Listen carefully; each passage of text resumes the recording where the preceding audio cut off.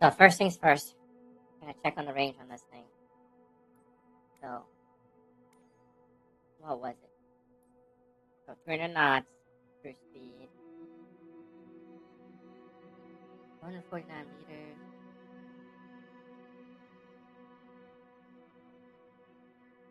703 nautical miles.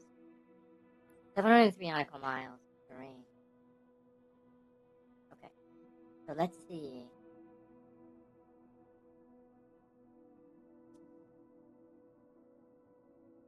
So this distance here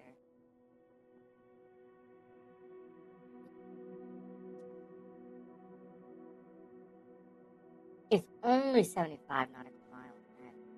So like 700 is huge. Like I went from, this is Miami over here. Like right over here somewhere. He died here.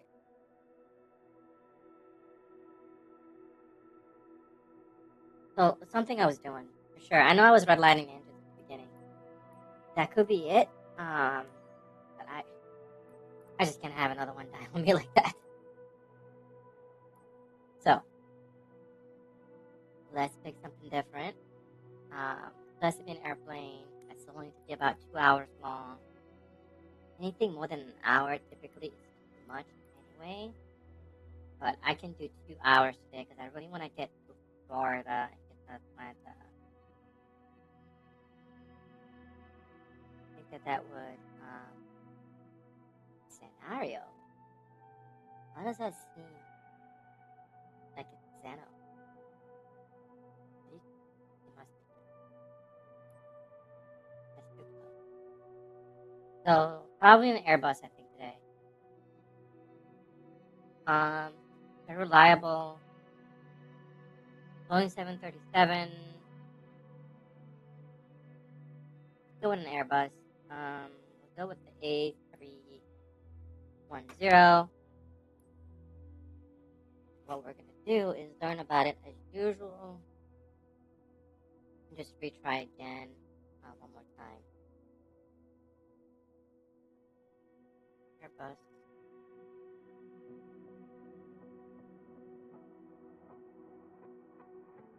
A310.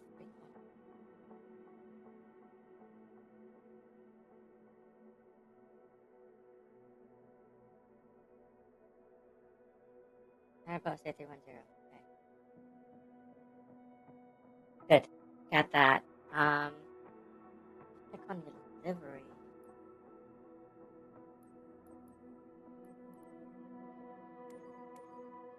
How do I get delivery?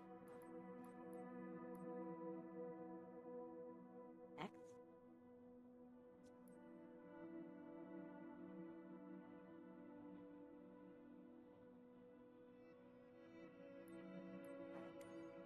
Let's get a delivery going here. What do you want? Got this white one. These colors are actually kind of interesting. Let's go with this blue one here.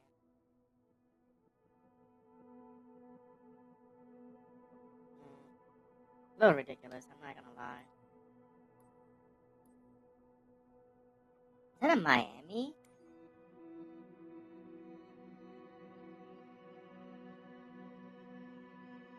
No.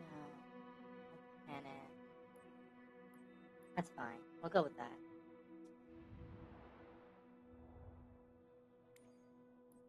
So I guess let's figure out how long this flight is gonna take. So 544 nautical miles. It's still below that 700. Unless I'm reading this wrong, I'm still figuring out what each of these numbers actually mean. Also,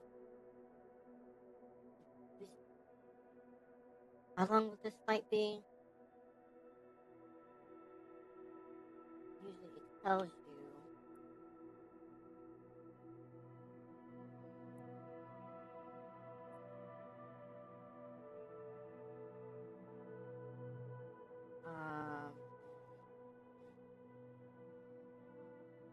Let me see. I can't see it.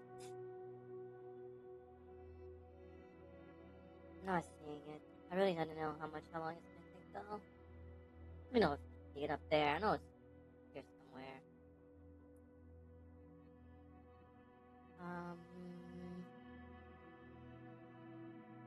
What does X do? Flip around a little bit. What is that?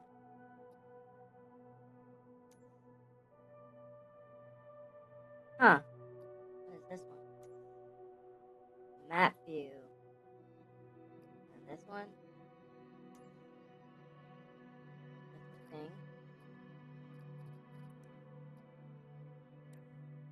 You have the FEB here. This one will probably tell us.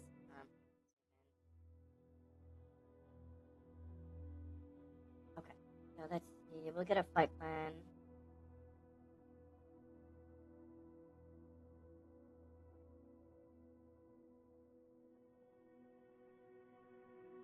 I need a waypoint.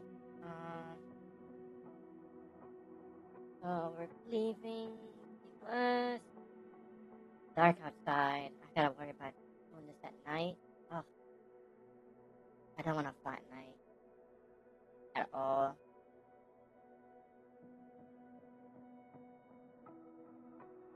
If we had an alternate,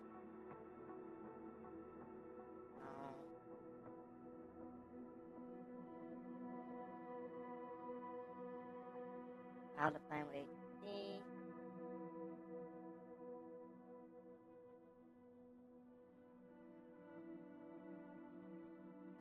Runway 27 is fine.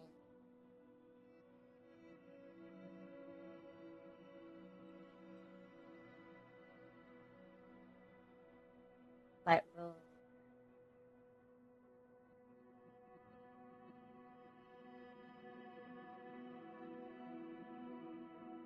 Nothing that we're carrying. Fuel should be fine.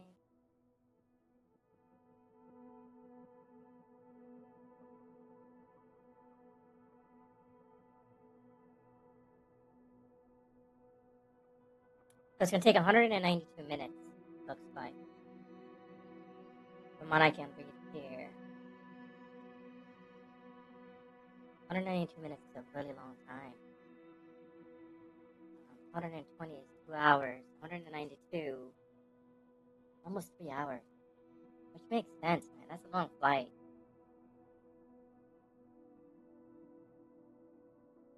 That's fine. We'll try. Maybe we do an alternate, just in case we don't make it. We can go to. We can just go to Tampa. Still pretty far, but why is it not looking for it? It just doesn't search.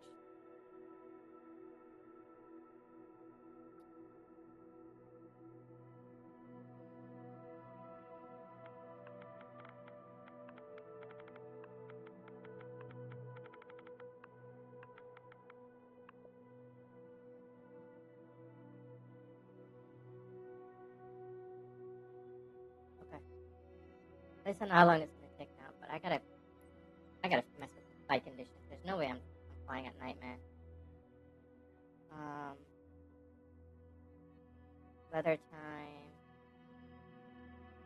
Fine. No. Time. Early. We'll do early morning. I actually kind of like early morning flights. Kind of like a 7 a.m. What is, we're in the almost winter now. Probably what, sunlight probably comes out around 7.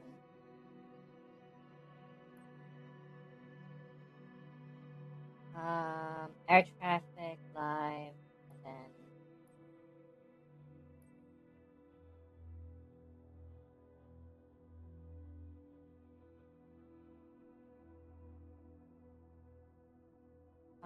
multiplayer lab player is available if you don't change the time of day.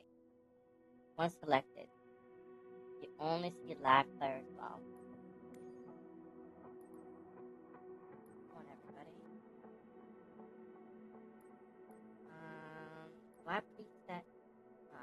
weather should be live. Fine. Okay. We got to go day. So. Ready to jump in here. Do this thing. Get on the tarmac. Key West. Exciting.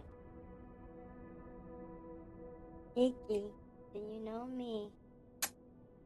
I love that name.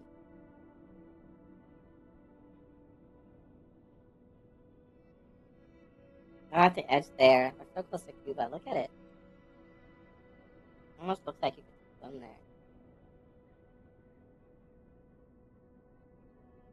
What's that body on the right side? Right off the coast.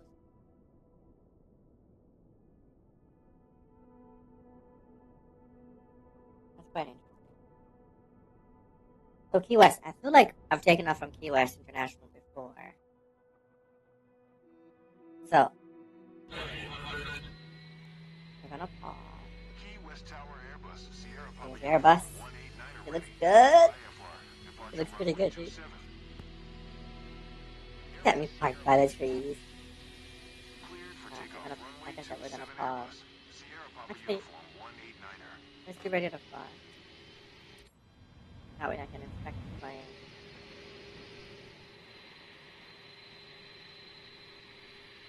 And then we can kind of just wait a little bit. Like I said, I want to learn about one.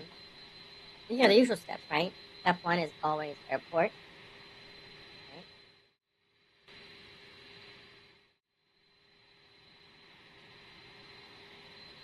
This is Key West International.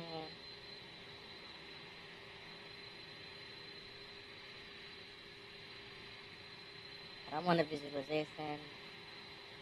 See, I've already seen this. I've definitely flown out of here already once. I don't think the flight was completed though.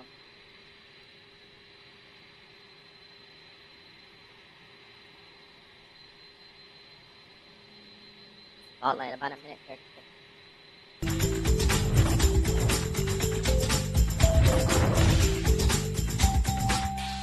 Key West International is a small airport, but it is a very busy airport.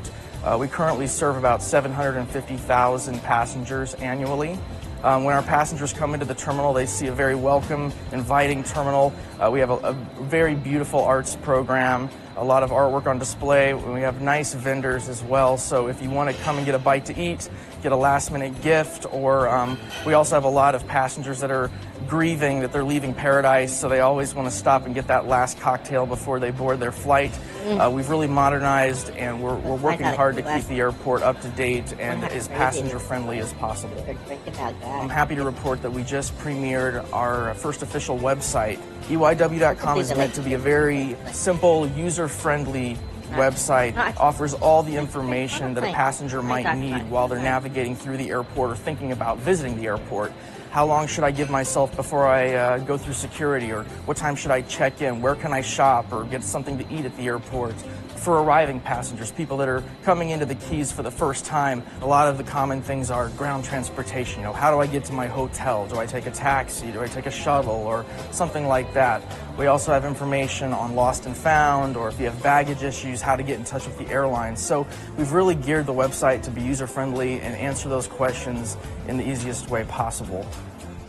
Whether you're an arriving or departing passenger, I hope that you'll enjoy our amenities, our easy-to-use terminal.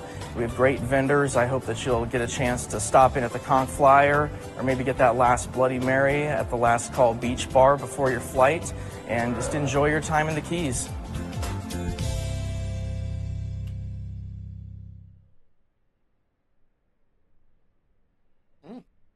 I gotta like how short that was.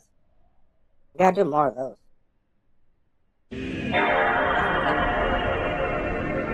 Already went on the video. I think it gives you a nice small synopsis of what it is.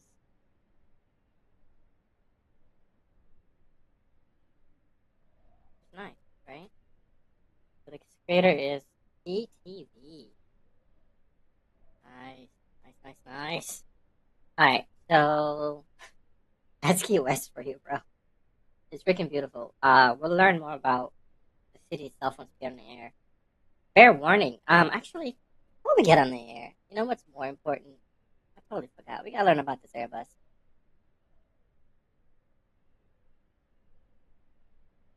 I only want videos. I don't want short.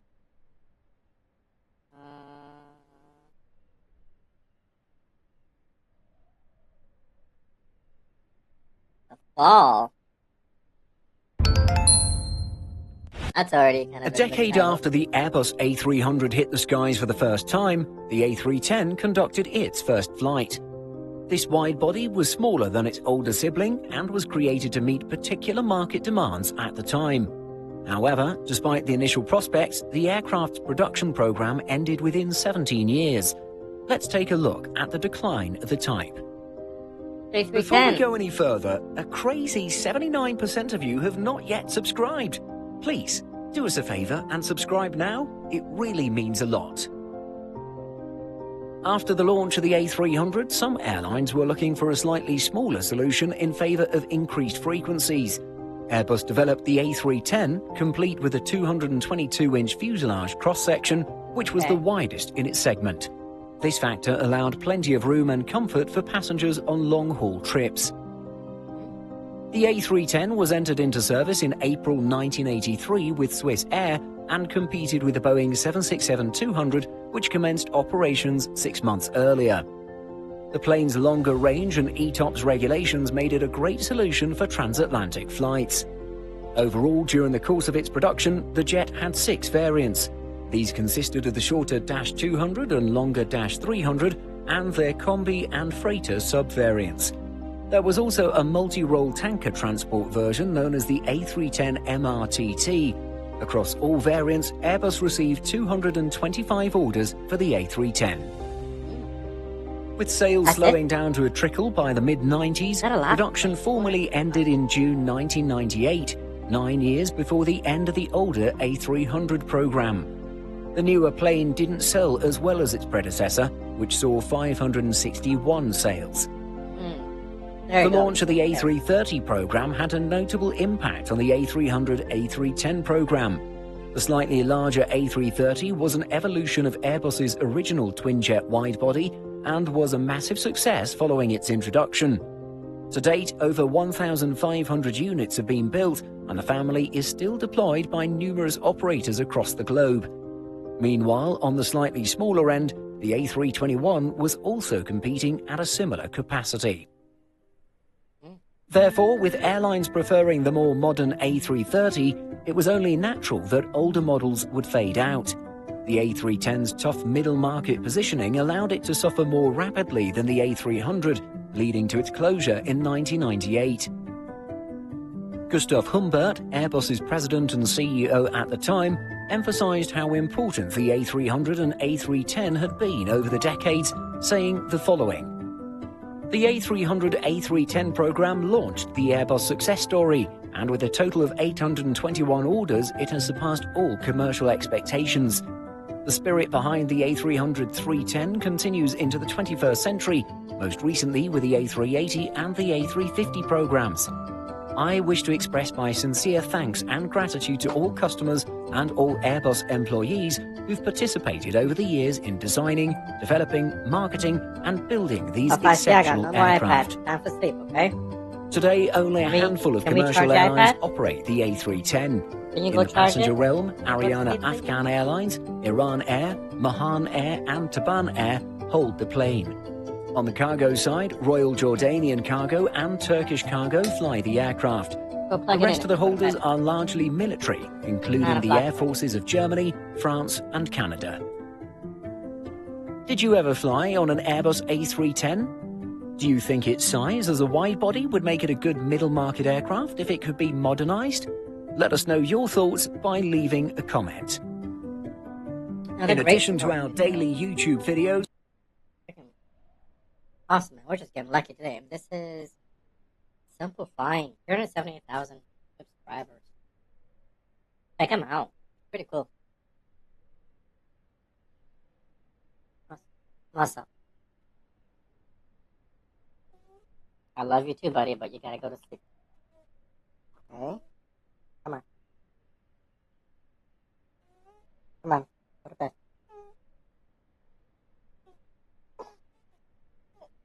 Yeah, no more. Come on. Bye-bye. Love you. Good night. Good night.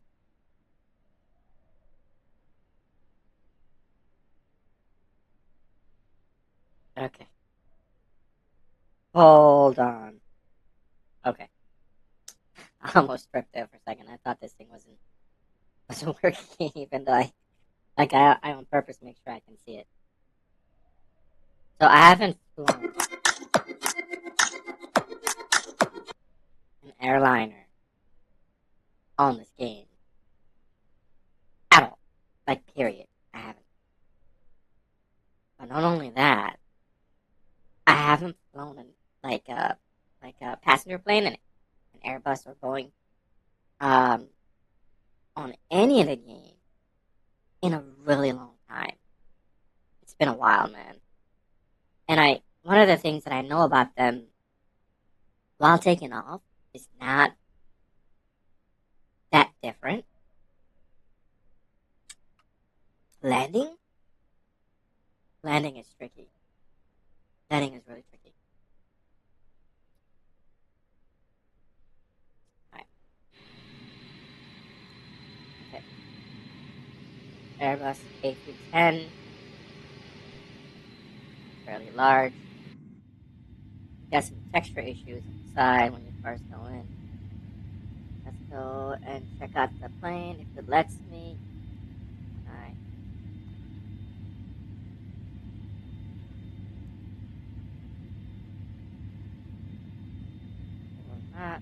I just go through it. I can.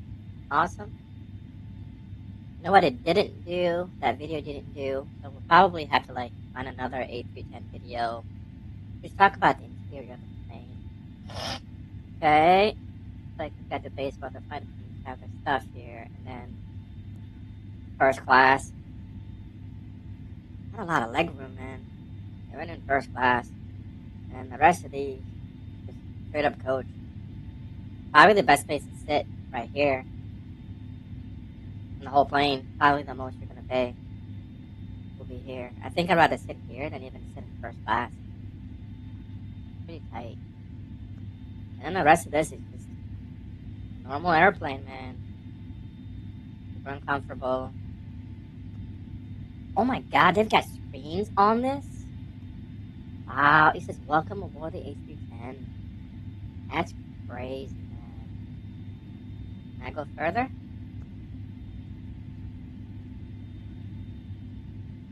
It will not let me.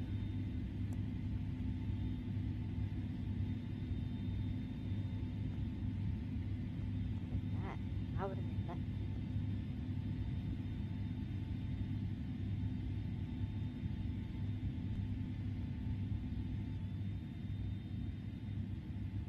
Okay. That's really weird. I want to go check out the lavatory.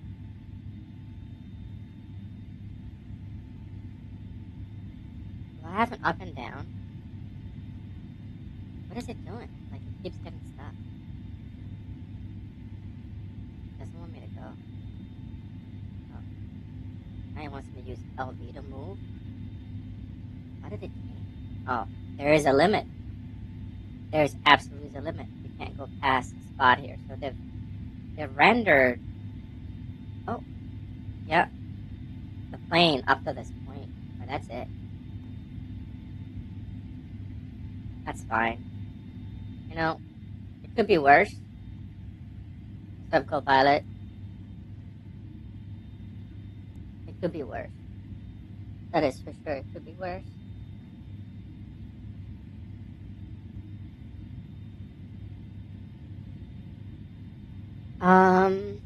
And we've got our little trusty pad over here. And obviously this thing is, I'm always impressed by people who play this game, who are who use all of these little buttons, including the ones at the top. It's literally you're watching somebody fly an airplane. Eventually I'm gonna make it there, if I keep playing this, I think. But, you know, One step at a time. One step at a time. Well, is everybody ready? Are we ready? Are we ready?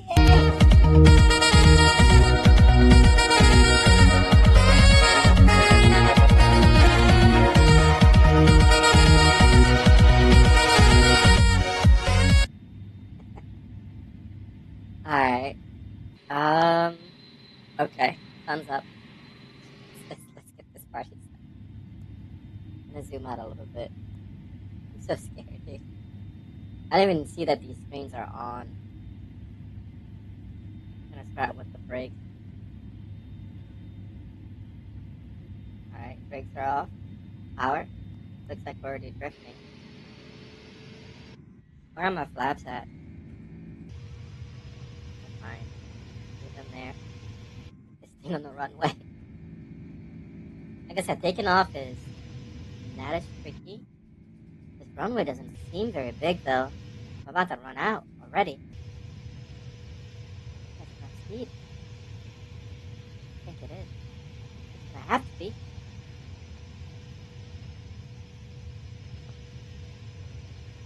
Wheels are going in. Got a bank in here. I don't like the textures. I like popping in and out when you get to the plane. Keep that nose up. 7 Airbus Sierra Papa Uniform 189er.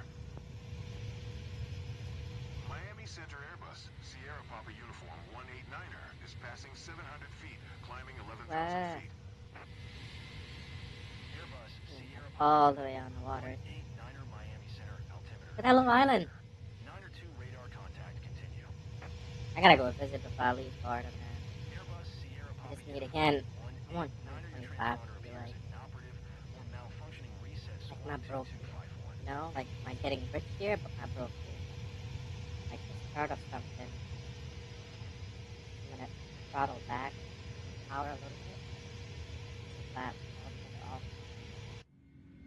I just wanna live like Hopper. Airbus Sierra Papa So that 189er 2026 reset transponder. Squawk I can live a little bit better. Really, the next 4 years of my life, I don't know.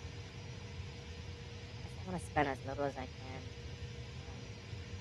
One of the biggest things holding me back is really massive car payment back.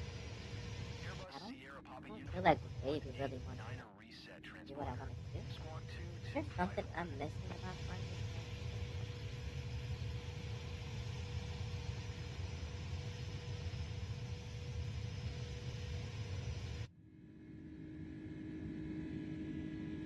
Huh, co-pilot? Something I missed? Seems hella different though. Navy Key approach Airbus Sierra Papa Uniform 189er request destination change to Atlanta. Airbus Sierra Papa Uniform 189er is cleared to Atlanta Airport as filed. Squawk 2251. Alright, we're still at Atlanta. I'm not. Airbus Sierra Papa Uniform 189er cleared to Atlanta Airport as filed. Squawk 2251. I like that they do that stuff automatically, but I kind of like that you get it yourself, the other one. Correct. Radar contact 7,700 feet, altimeter 29er. We are going to let her keep climbing until she evens out wherever she wants to be. Maintain 11,000 feet.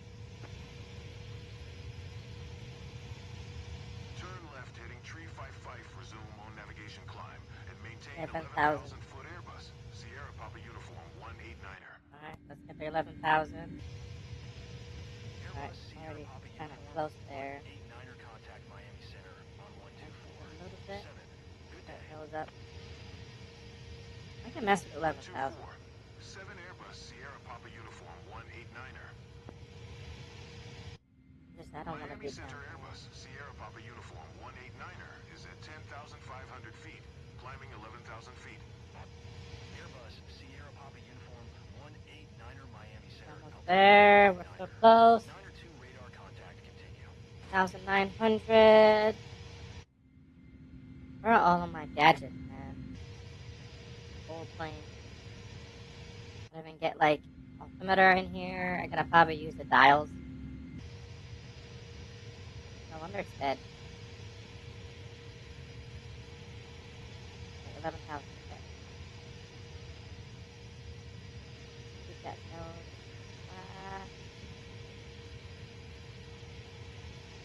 Still climbing. Down the power.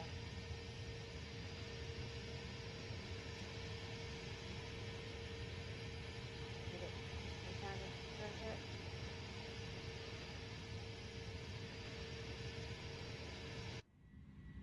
Would stay here, but Airbus Sierra Papa Uniform 189er, you are 500 feet above I your assigned know. altitude. Descend and maintain an 11,000 foot altitude. We're gonna do this all game today. I shouldn't have filed that freaking pipeline. I'm regretting it. Descend and maintain 11,000 foot Airbus Sierra Papa Uniform 189er. Going. I think I got the power figured out. I can get the nose and just point the right way. Be okay. And I do prefer doing it here because here, let me move.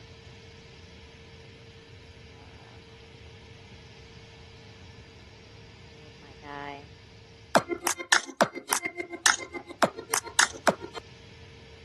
The left, that would be it.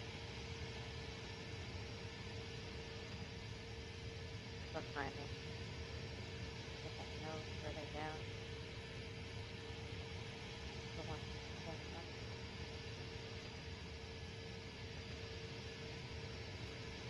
Come on, want that nose down. Sorry. Airbus Sierra Papa Uniform 189er, please expedite your descent. Hey. Don't get testy with me. Fine. He said, hurry up. Expedite your descent, man. They get so testy. They get so mad. It's almost like it's a real person on the other line.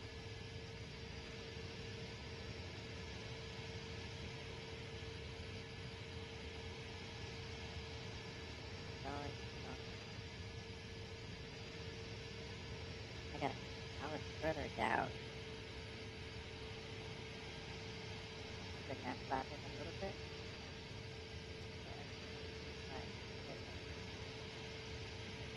That's it right there.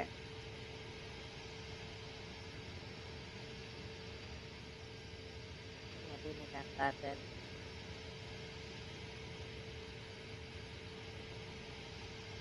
Keep us going further up.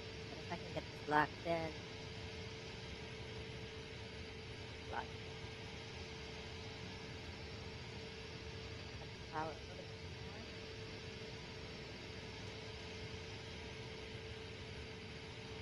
That's it right there.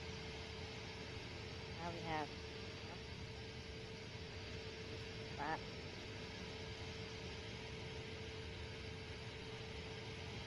Oh, we're dropping. Power. Nose up.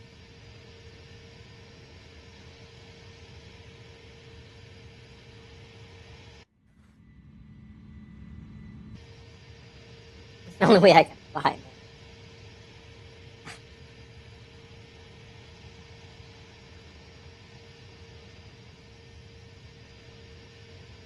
Airbus Sierra Papa Uniform 189er, you are 400 feet below your assigned altitude. Climb and maintain an 11,000 foot altimeter to Niner. Niner 2. Climb and maintain 11,000 foot Airbus Sierra Papa Uniform 189er.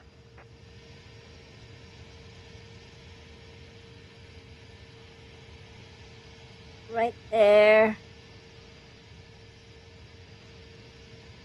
I'm not gonna have to keep a head on this the whole time. I gotta get the 11,000 and then we can start watching something. It's real close. I don't think it'll bother me here.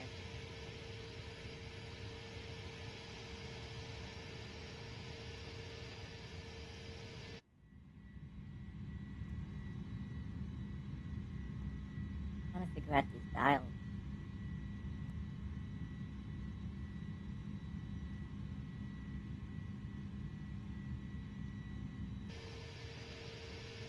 Some of these have to mean something. I don't know why these screens are all here if they're all off.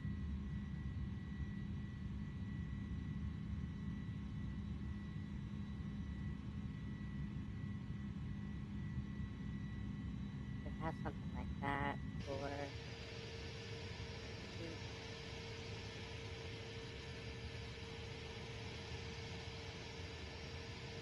sit right there. Try to lock in. I need one of those. Airbus Sierra Papa Uniform 189er contact Miami Center on 134. 75. Good day. Going to 134. 75 Airbus Sierra Papa Uniform 189er. Miami Center Airbus Sierra Papa Uniform 189er 11,100 feet.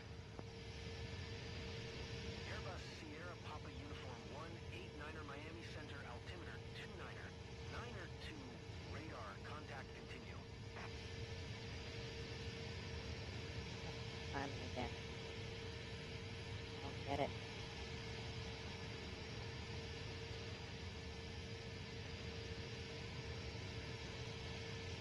I mean, I get it, but it's should be able to just lock it in here. I want to do this for 3 hours. I gotta figure out what I need to do for that.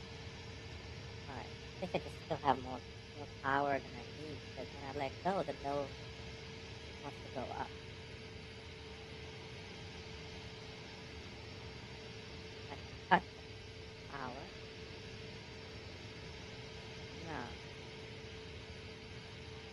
Not doing that. That's it, right there, maybe? Lock in. Just go slightly. Put that thing slightly higher.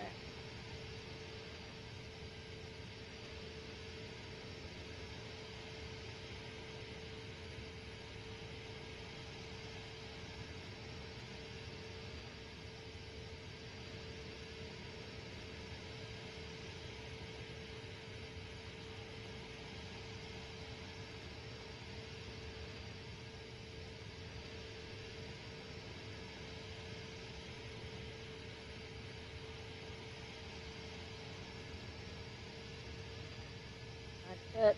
It's dropping. That nose up again.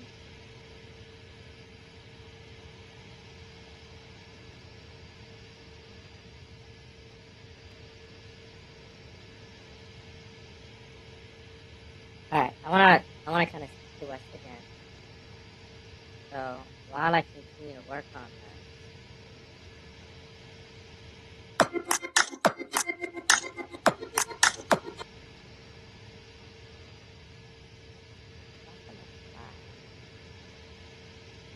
Like that.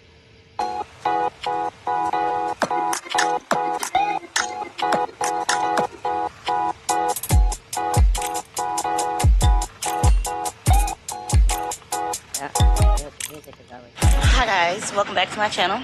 I'm Alicia, but I go by good. I Lee. like the electronics. And me and my girl have made it to Florida. Yes, we're in Florida Keys, Marathon, Florida, at Isla Bella Beach Resort and Hotel.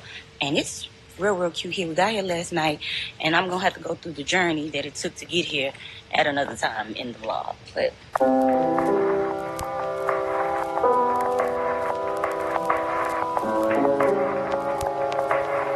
I like it.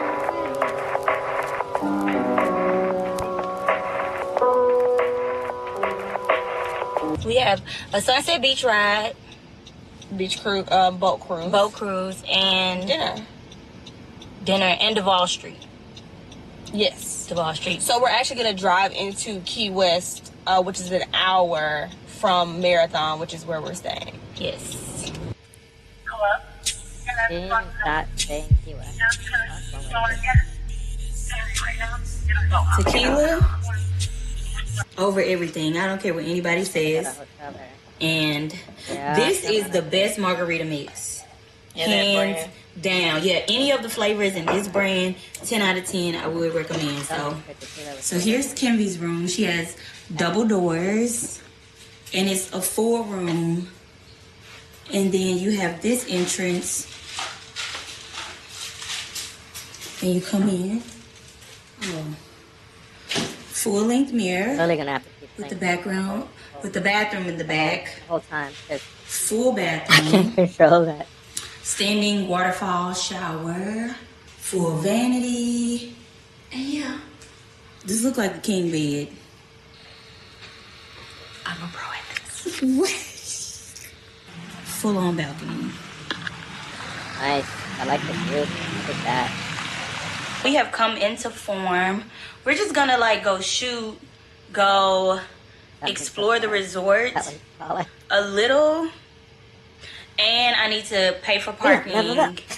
It's just this dress. Y'all saw it in my last Black Owned Business haul. If you watched it, because it was in it, I just thought that this would be cute. Given a moment, like on the beach. It's flowy, it's colorful, all of the things. And it's bright colored, so it kind of looks neutral in a sense because it's not fully given like winter. So it doesn't really matter when you see this content. It's year round, okay? She cannot be conformed to a season. That's what it's giving. So we're gonna go outside and play. Then we'll be back so we can get ready for our sunset cruise and put our stuff in the car for dinner. Look at her. She cute. Olivia at your service. Yeah, she does really good. So we're gonna go shoot too. So yeah, we gotta go. Let me tell y'all how good I do her, okay? I thought that we're about to get ready to go on this boat cruise. It's private. It's not a public cruise, but look, you see this? I've been in this dress 1 hour.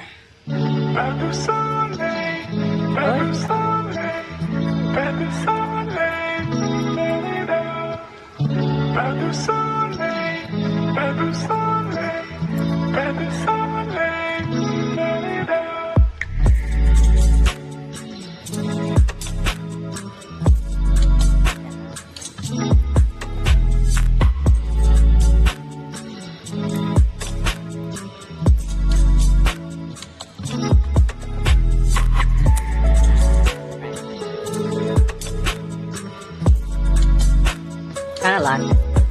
There's a dolphin right there. Where? Just came up right next to us. Where? Yeah, right there.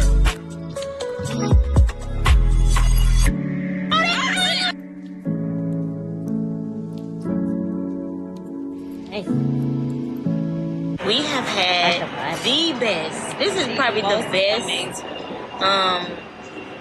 boat cruise I've been on. And okay, Can I have came water? off the boat, we need some ice water. Yeah. Let me get my bang out the way. Keep this in the thing. Let me get my bang out the way. Okay, I have a thing with water, and typically when I get on a boat, I get very seasick. Very She didn't get seasick. She was so afraid of getting seasick that she didn't get seasick. Because last time I got seasick, it lasted for 24 hours. You was with your husband that time. No, I wasn't. I was by myself. I was in Hawaii. The kitchen just told me that we're out of oysters. I know There's a really good place on Stock Island. It's called The Docks. We get some little oyster shells for you. These are going to be the Mamma Mia's, and then these are the little busters for me.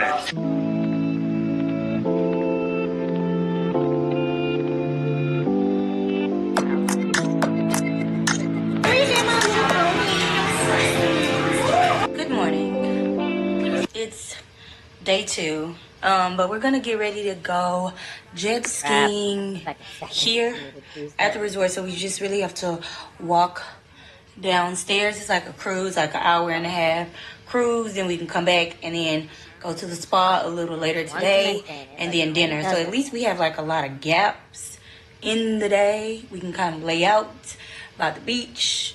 But we are hungry. We don't have time to eat. And we are struggling. We got in late. Almost 1 o'clock.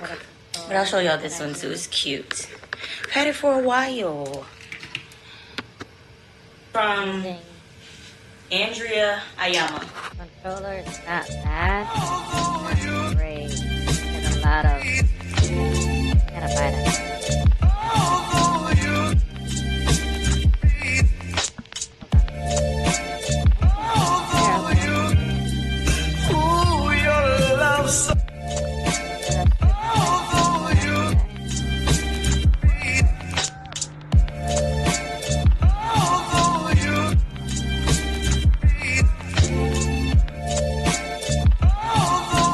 mission 1 is complete. We have made it back from the jet skis. It was really fun. It started off rough because, you know, we had to figure out how to maneuver jet skis, essentially. However, we got it, and at the end, we just got to like play and just go in and out and just do our thing. And that was really fun because by that point we did it. We went through the marina, the Atlantic Ocean, then we crossed over to the Gulf of Mexico, then we came back to the Atlantic. The Gulf of Mexico was choppy.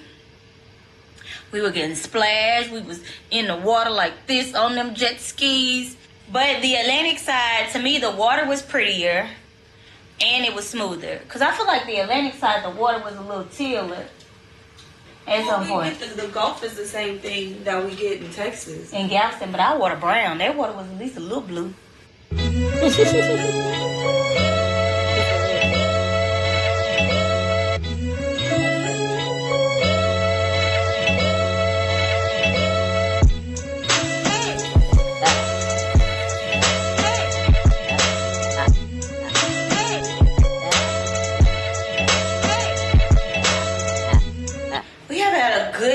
Long, eventful day, and it's not over. It's almost over, but it ain't over. Well, it's not really even almost over, to be honest. Dinner. I like these pieces really frizzy, and sometimes they don't be giving me the frizz that I want them to give. You know, I want them to give a little bit more nappiness, you know? So that's what I'm about to do.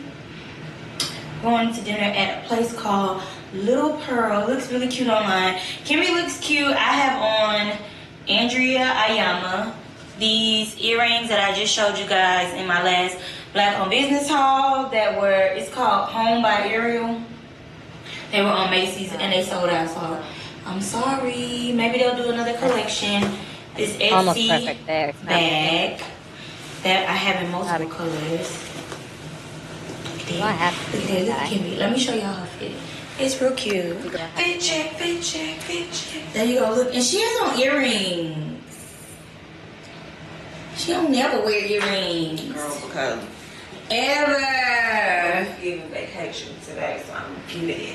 It's cute too. I think you should wear them more.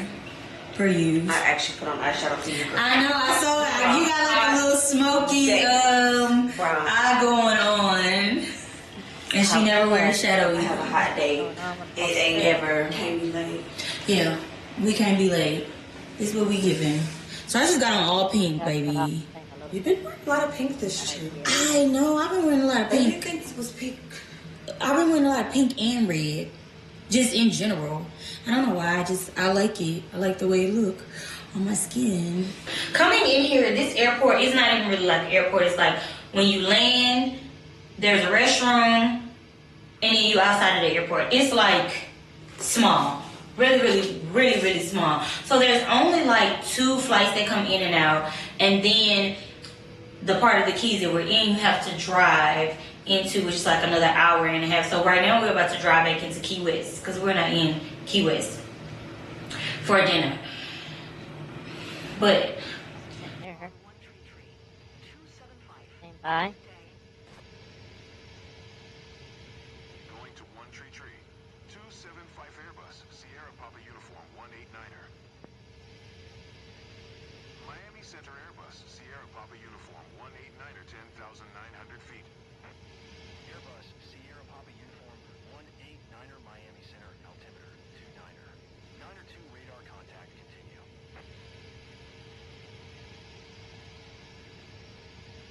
Radar contact. 902 radar contact. That means to see you on radar, see where you're going.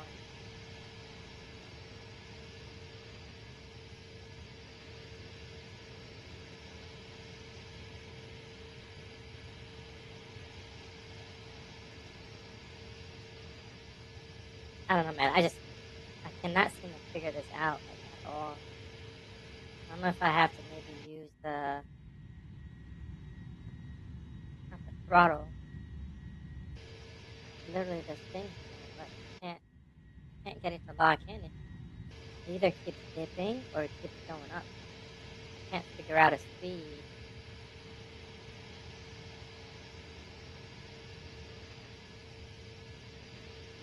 change that's gonna keep it. When our flight got delayed coming I here, can't keep having a bug. they rerouted us. So I have to stay. I left. During the rerouting process, they changed the flight to an earlier flight, and it was at a different airport. So we're like driving to one airport, and I'm getting the text messages saying, go to the other airport, but it boards in 10 minutes. And I just called him. I was like, there's no way that we can make this flight. We have to drive across the city of Houston, and this flight is boarding in 10 minutes because it was an hour earlier than the original flight that we had. I was like, this just doesn't make sense. So when they rebooked us, we end up getting here. We end up not landing till almost 9 o'clock at night, and we got to drive an hour to get into here. It was just, it was a lot. Okay, I'm reloaded. See you all at dinner. I got 11,000. I had the nose pointed up to get it. It shows me that I don't have enough speed. Right? Press A. One time. We're back and tired and defeated. Florida Keys is winning. Okay? As soon as we get one up, they take it right back. Little Pearl, went to Little Pearl tonight. The food was amazing. The way that they serve it is like a little bit over an hour, but I would say like an hour, give or take, away. So you gotta drive an hour there and then an hour back to where we're staying at. Doing the same thing. And a lot of it is like bridges, and most of the drive is just one lane, each side for different directions.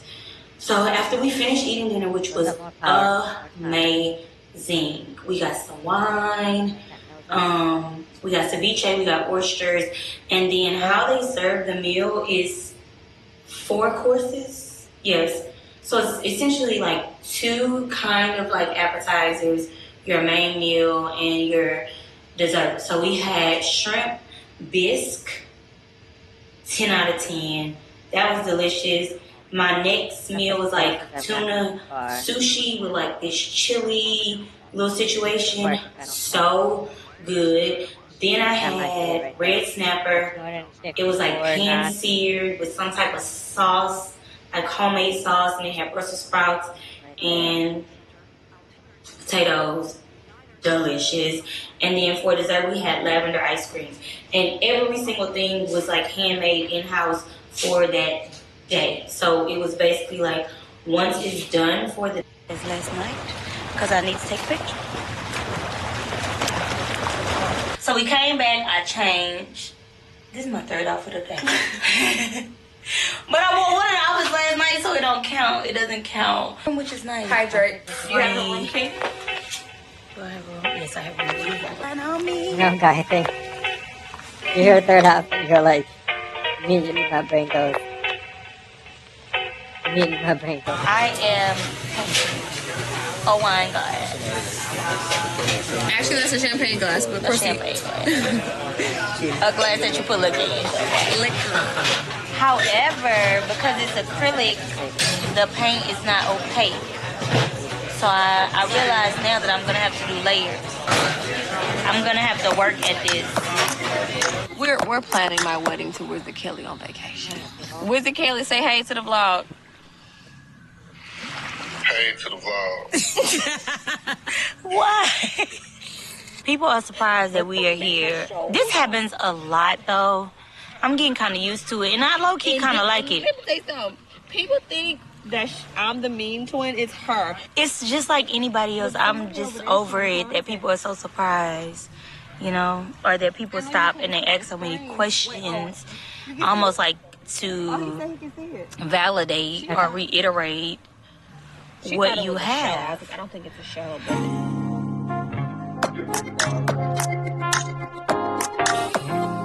not gonna touch it.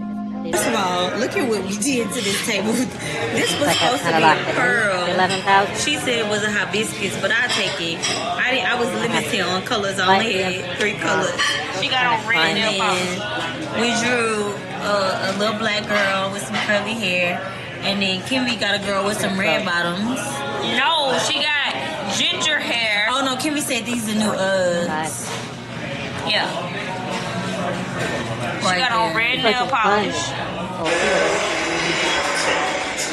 This is Bob Gang City, y'all. It is right here.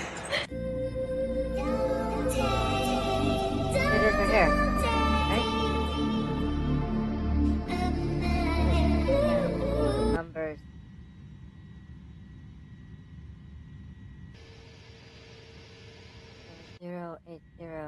Hey everyone, it's Madeline, and this video is all about what to expect when visiting Key West, Florida. Key West has beautiful weather all year round and some of the most beautiful teal blue ocean views.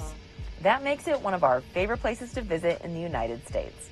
When you arrive, you immediately feel like you've escaped to the islands, and it's always hard to leave. There are just a few things you should know before heading out on your trip. If you enjoyed this video, be sure to give it a like. Boring. Yes, that was. Hi, I'm Chris. I'm Susanna. And we're hitting the trail. Welcome back to the channel. So if you are even thinking about planning a trip to Key West, you need to watch this video.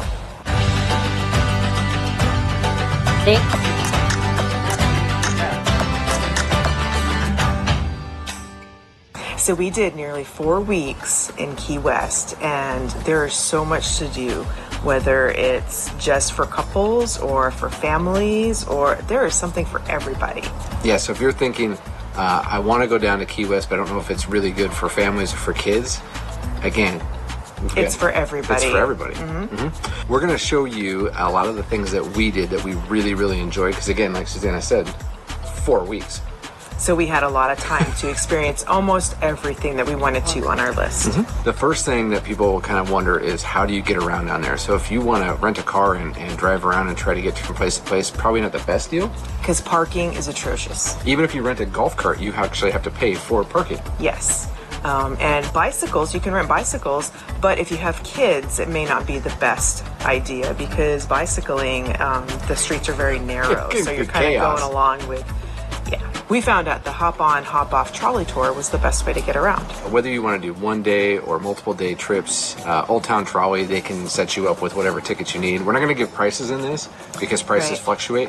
But they also include, you can also get packages that include doing some of the sightseeing while you're there, included into it. Yep. So if you are military, retired military, or you have just access to get onto the military base, go to MWR on NAS Key West and buy your tickets from there, because you'll get a discount. Anyway, okay, so hop on, hop off. 13 stops, 90-minute tour. You can get on really at any stop, but it does officially start and stop at Mallory Square, which is one of the biggest things there, because there's so much to do in that small area.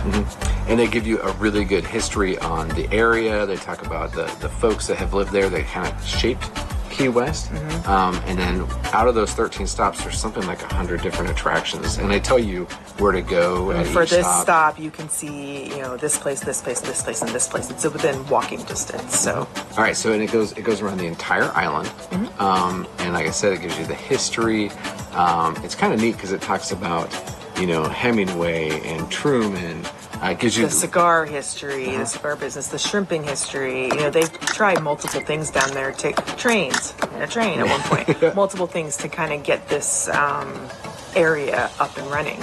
If you're also if you're staying at, they do have stops at some of the hotels around the island, so you can get on there.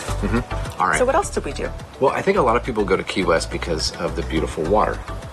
Makes sense. It's an island. Yeah. So this next segment. It's a key.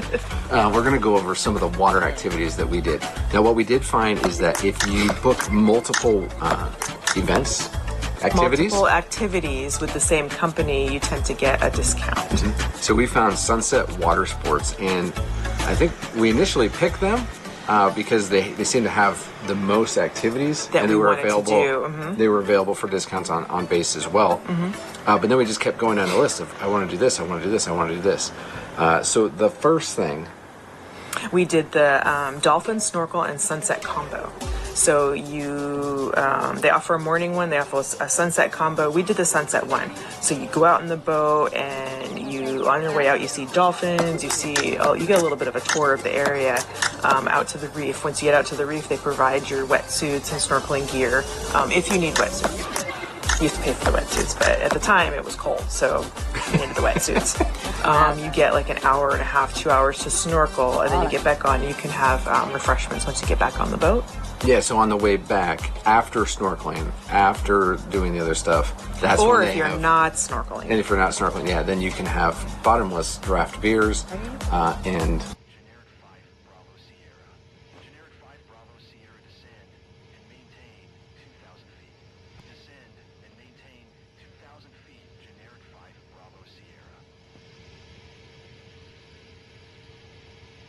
You know you're talking about me. I'm not going to 2,000 feet. For what?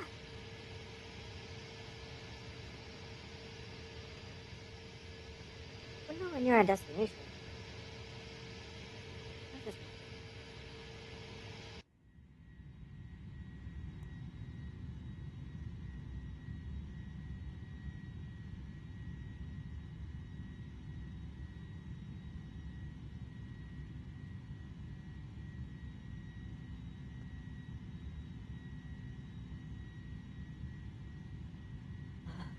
Am I getting a map in here? My.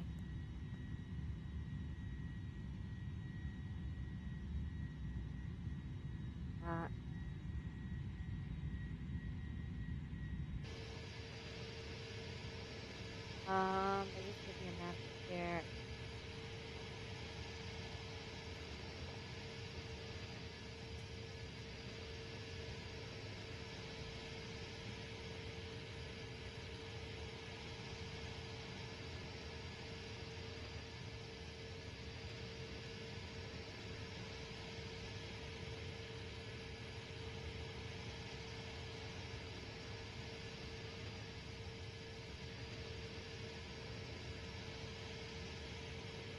I'm not gonna get it there, am I? I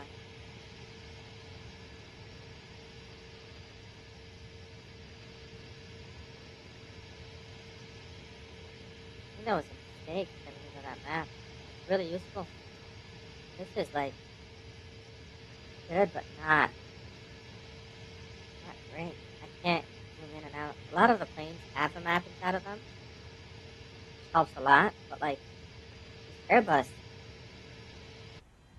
from like the 1970s, man. Got nothing. Let's just say I'm not finding this.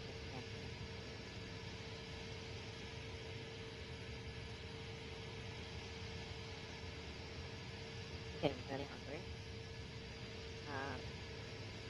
All the soda you can drink. Mm-hmm. And so then after the snorkeling, then you come through the, oh, it's not a bay, it's just this open area where all the boats are, and that's where everybody goes for sunset. Hold on, he's just talking. Every time I play it, I start to talk. I want to hear him again.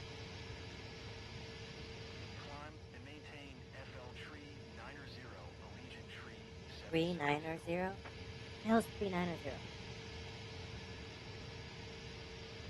that 39,000?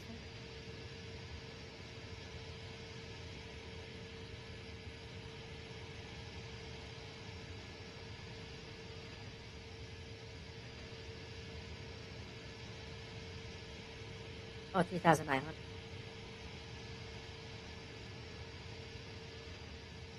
I don't think it's not. I really hope. There's one way to find out. Time above 11,000. 500 feet. Down.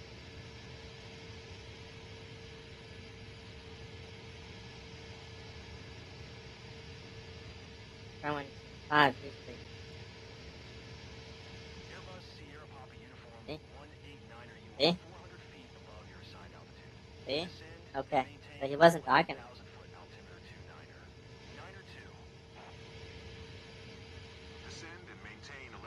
Airbus Sierra Papa uniform. That's cool. Airbus Papa uniform.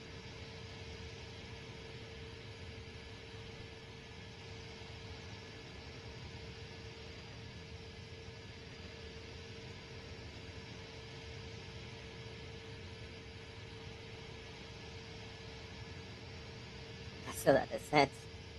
I took it way too far.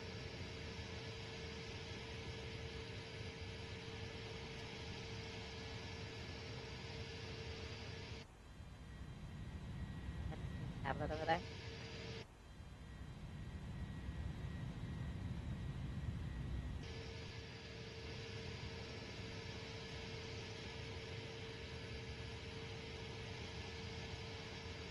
Those pointed correctly. And up.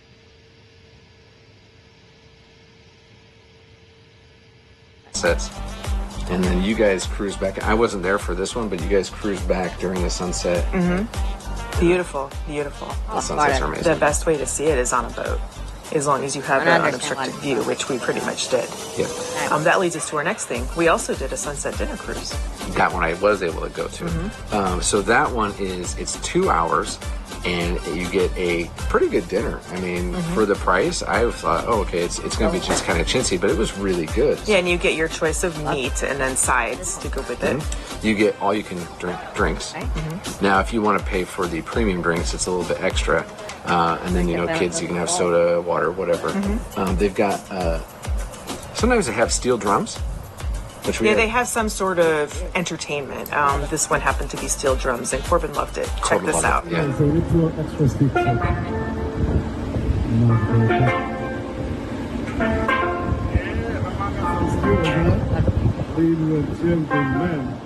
think Corbin was the only. No, there was a couple other kids on there.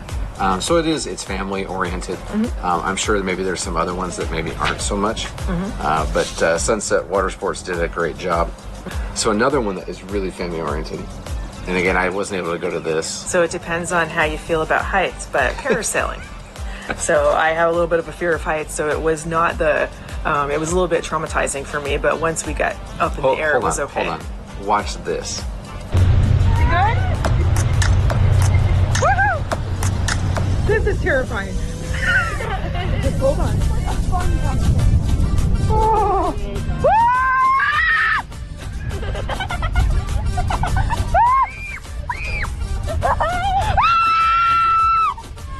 I'm sorry, the video is awful because I'm crying. It's so fun though. Oh God, it's windy.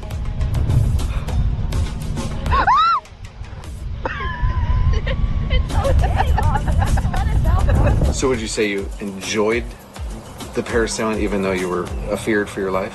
So the going out there in the boat was great. Watching other people do it was great. Doing it myself, a little bit traumatizing, but the views that you get are super amazing. With almost all of these things, if you can do the morning sessions, do it, because that's another way to save money too. A lot of them, they're just cheaper rates, because I think most people don't get up in Key West until about 10 o'clock, maybe 11. Depends on how much partying you did the night before.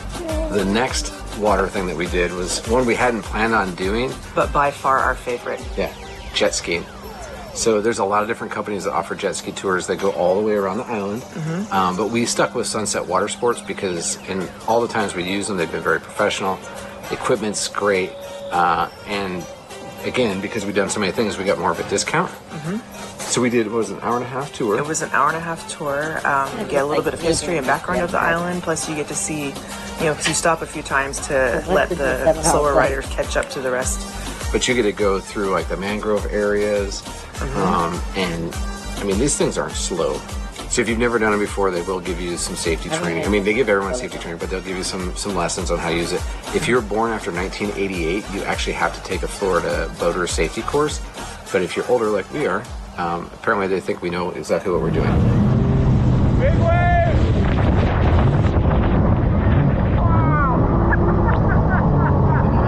And we do.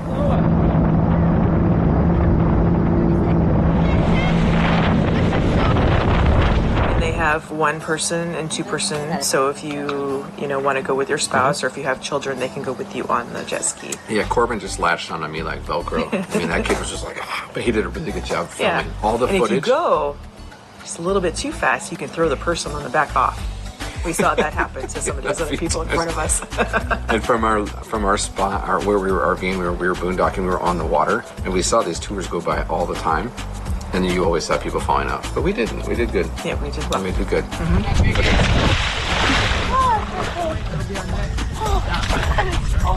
Okay, so now the last thing is not with Sunset Water Sports, but we want to set something up so we like kayaking. If you've seen, we did clear kayaking up in Silver Springs, Florida. And we have some kayaking videos from home in Maine on our lake. Yep. So we did the Lazy Dog kayaking. It's a 2-hour tour. It's really informative. So while you're out there, you're paddling through the mangroves. The tour guide they're showing you the different types of animals, the plant life.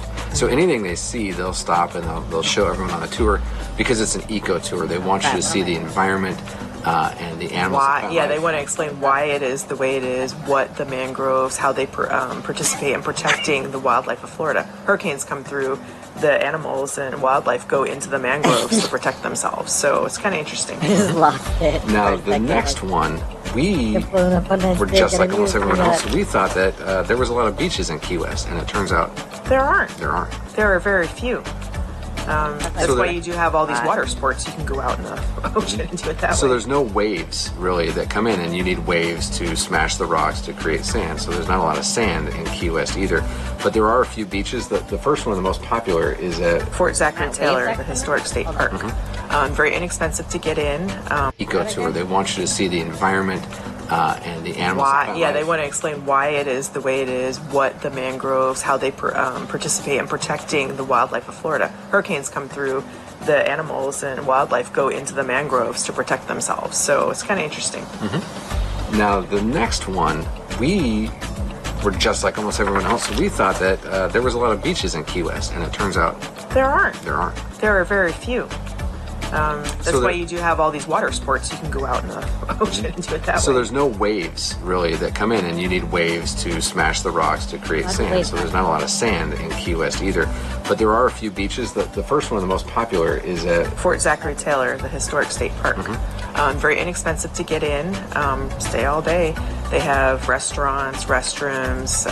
There's obviously the fort is there. And a big wide spread of beach. You can go. They have free picnic tables, or you can just go lounge around on the beach. But if you want to rent chairs, you want to rent the umbrellas. There's, like she said, there's drinks. Yeah, they do have little tiki bars that you can, as well as regular. There's a little shop. Look, there's a cafe and shop right there. But it's a great place to go spend a whole day because you can go to the beach and then you can go explore the fort, which is amazing. And I don't know if you knew this or not, but Fort Zachary Taylor has the largest cache of Civil War armory in the world. I did not know that. All the cannons and stuff. And while we were there, they were actually having a muster. They had Civil War reenactors and their families that were dressed up in period pieces and living there. It was really cool. But there's something seemingly always going on at that fort. And then some of the other beaches, we just have these written down as Higgs Beach and Smathers Beach. I don't know if those ones are free or not.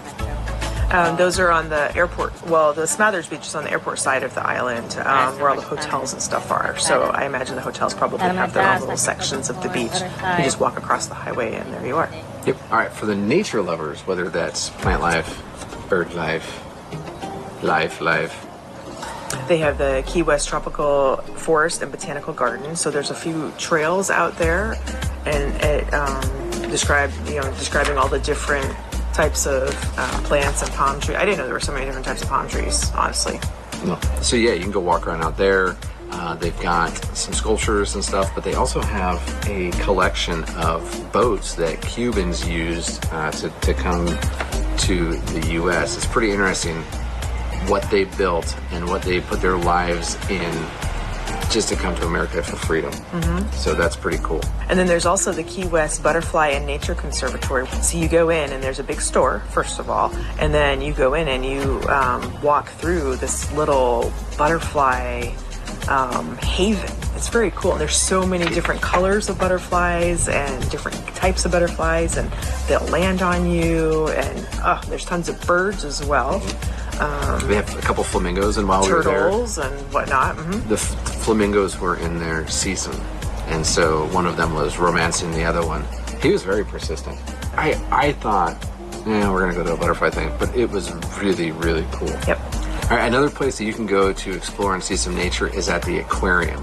And this is a very unique aquarium. It was built in 1935, and it actually was the first open air aquarium. In the 60s, because of all the rain and stuff, they were starting to get a lot of mold and mildew on some of the things. So algae. In order to keep that out, they put a roof on. But it is a cool little aquarium. It has touch pools. They do, what did we see? The turtle? We saw a turtle show where they taught us about the turtles that they have in captivity. Most of the turtles there, either they were injured in some sort, mostly by boat propellers. That's one of the most common injuries. Well, at the aquarium, they do, they've got educational programs for all ages, but really I think it focuses more towards children. And then if you get this ticket in conjunction with the Shipwreck Museum, which we're going to talk about next, you get a discount. We love discounts. In Key West, they're all about discounts. You got to find discounts. So you have to find a cheap way to do this. We were always trying to find, okay, how can we save a little bit of money? Across the street from the aquarium is the Shipwreck Museum, and initially I think we just kind of thought shipwrecks. What's the big deal? Until you go inside. Yeah. You're like, oh my gosh. Yeah. So, in the early 1800s, Key West was the richest city in the nation. And the reason for that is because of the wrecking industry. So, because the Florida Reef runs around the Keys, the ships that would come through there was, I can't remember how many every week. We have numbers here. At least ship every week. A ship every week. That would wreck on the reef. So the first person to get out to the ship became the wreck captain, and they were responsible for assisting getting the crew off and then salvaging as much as possible from that ship. And they would bring that back, and then they would get a bounty for it, and they would split it amongst their crew members. They would have auctions, and people came from all over the country for these auctions. So a lot of the larger buildings on Key West were the warehouses that were built for holding all this salvage. It's really kind of interesting. And so they have a tower that you can climb, because whenever there was a wreck, they would ring the bell, and the town would know, and they would run. Anybody that does that sort of thing would run to the shore to get there first to collect be the one to ship captain or wreck captain. So there are a lot of unique museums that you can do at. Yeah, because again, there's so much history and some very unique personalities. But one of the big ones was Ernest Hemingway, and he lived there in Key West for 8 years, but he had a house there for much longer than that. Hemingway liked to drink, so when he built his fence, he's got a very crooked fence. But he had this house that was built in the late 1800s, and walking through there and seeing all the stuff that's in there was stuff from Ernest Hemingway, his collection. So you really get a glimpse into his life, and he wrote some of his most famous works while he lived in that house. There's also, if your children will find it fun to try to count the cats. So there are over 60 polydactyl cats, so many-toed cats there, and they're all come from they're just generation after generation after generation of cats. And yeah, at some point somebody gifted Ernest Hemingway a polydactyl cat, and they're all the offspring from that cat. From that cat. Yeah. So it's kind of interesting. They have little houses and little there's a graveyard. Here's where the babies are, the little kittens and stuff that are, it's just crazy. There's a cemetery. Yep. So and then there's some interesting stories. There's always some myths and stuff associated with places, and one of them that is associated with the Hemingway house is the Last Red Cent. So his second wife, Hemingway liked to box, and his wife didn't want him getting hurt, so while he was away on a correspondence trip for months, she had his boxing ring taken out and had a pool put in. Now this pool cost $20,000 in 1938? 1938, which is over $340,000 in today's money. Yeah, so he comes home early from his trip. The pool's not completely done yet. And he's like, what is this? You have just spent all of my money. And so there's a quote that says, Pauline, you've spent all but my last penny, so you might as well have that. And he pulled a penny out of his pocket and he threw it at... So there are over 60 polydactyl cats, so many-toed cats. There, and they're all come from they're just generation after generation after generation of cats. And yeah, at some point somebody gifted Ernest Hemingway a polydactyl cat, and they're all the offspring from that cat. From that cat. Yeah. So it's kind of interesting. They have little houses and little there's a graveyard. Here's where the babies are. The little kittens and stuff that are. Yeah, it's just crazy. There's a cemetery. Yep. So and then You know, there's some interesting stories. There's always, you know, some myths and stuff associated with places, and one of them that is associated with the Hemingway house is the last red cent. So his second wife, Hemingway liked to box. Okay. And his wife didn't want him getting hurt, so while he was away on a correspondence trip for months, she had his boxing ring taken out and had a pool put in. Now this pool cost $20,000 in 1938? 1938, which is over $340,000 in today's money. Yeah, so he comes home early from his trip. The pool's not completely done yet. And he's like, what is this? You have just spent all of my money. And so there's a quote that says, Pauline, you spent all but my last penny, so you might as well have that. And he pulled a penny out of his pocket and he threw it at her. It hit her shoulder, bounced on the ground, and it laid there. And he left it there. And according to folklore, she took that penny, had it put in like plastic, and left it there. And so it's actually embedded now in the concrete, so you could see Ernest Hemingway's last red cent, which is kind of interesting.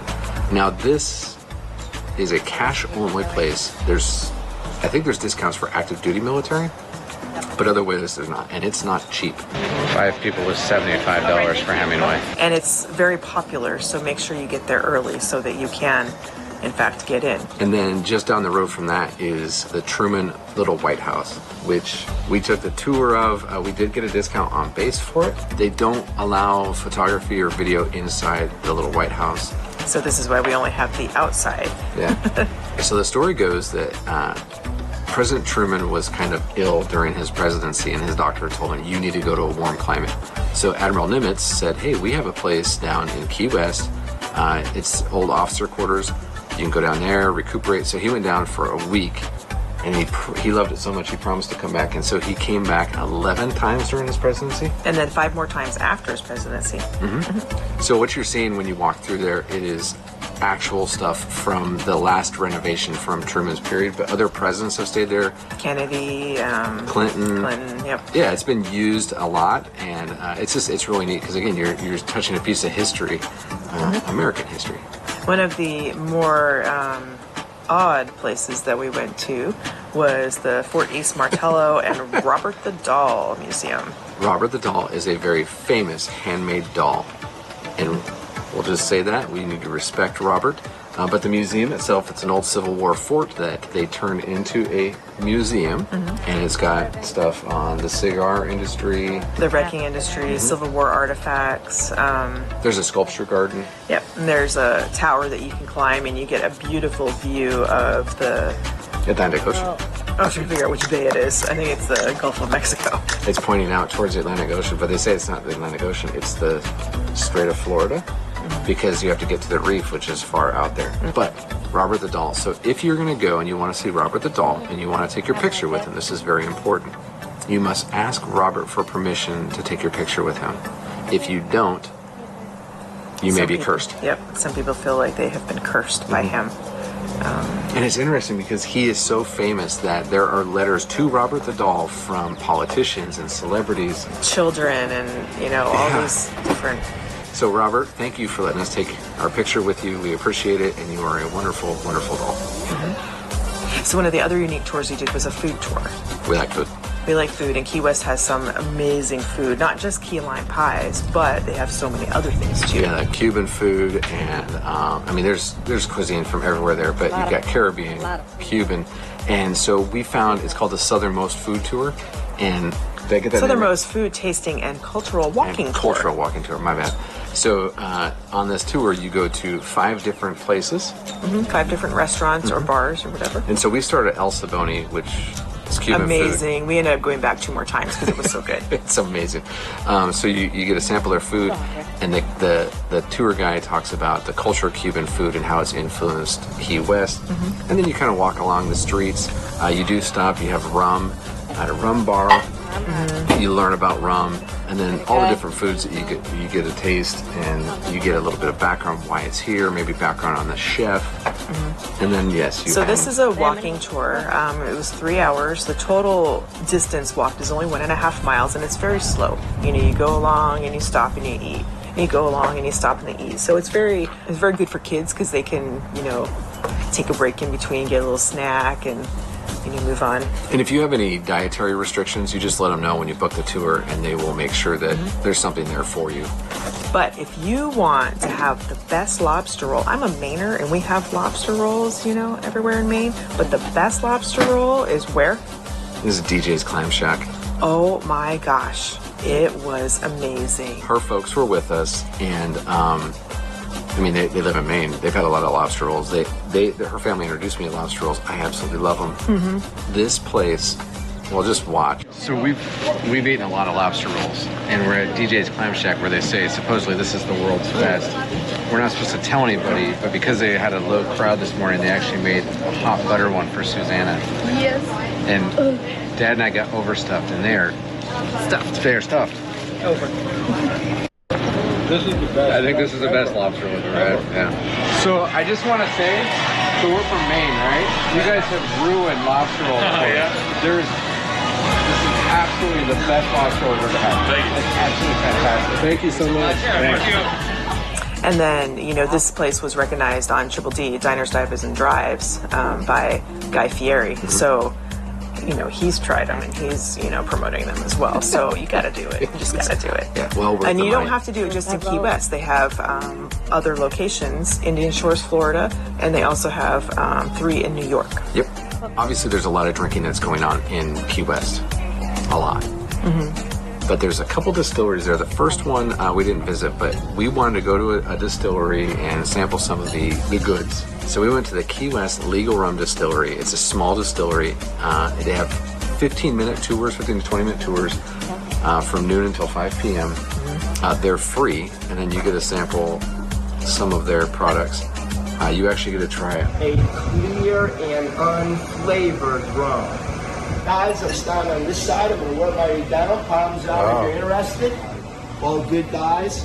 Curse, swear. I've heard it all in this room. Oh, man. If you're looking to stop by, taste some great rum, go there. So your trip to Key West isn't complete unless you get your photo taken at the southernmost point buoy. Yeah, so the buoy is the most photographed spot in all of Key West, which is kind of interesting.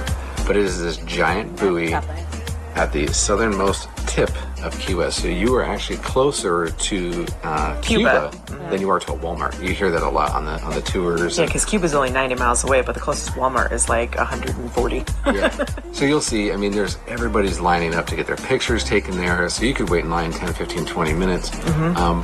But there are some restaurants nearby. There's some very good restaurants nearby, little shops to look around at. And there's the southernmost house is there, but then there's also the southernmost house, which is right next to us. There's interesting stories all over Key West. If you take the hop-on, hop-off trolley tour, you'll get that story. Yeah. And that's one of the stops, is the southernmost point buoy. So all of these things that we did, and we did some other ones, but these are ones that we really, really loved. But there's a couple that we didn't do.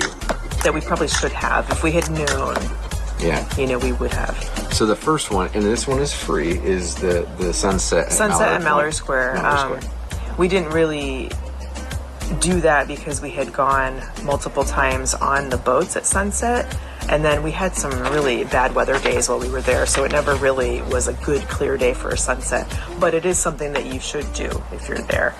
Best place in the world to see the sunset. They have a celebration during the day. There's always something going on. Music, vendors, food, performers. And if you're looking at it just right, when the sun gets down at the horizon, you gotta have like the perfect weather day for this. It looks like a flash of green light when the sun, just as it sinks out of sight. So there's, some people say it's, pirates say it's like pirate life, I don't know, ghost or something. But all it is, it's just the way that the light hits the atmosphere. So again, you have to be in the right spot at the right time, the right day. The last thing that we really wanted to do, and we're planners and we still failed on this. Because we didn't know. If you're one for national parks, you got to check this one off your list, is the Dry Tortugas.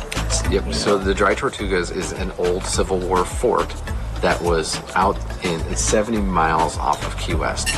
And it's a national park now. There's no services, there's no food, there's no water out there. And it's not like you can just walk there, so you have to make a reservation either on a ferry, take a boat out there, or fly out there, an airplane.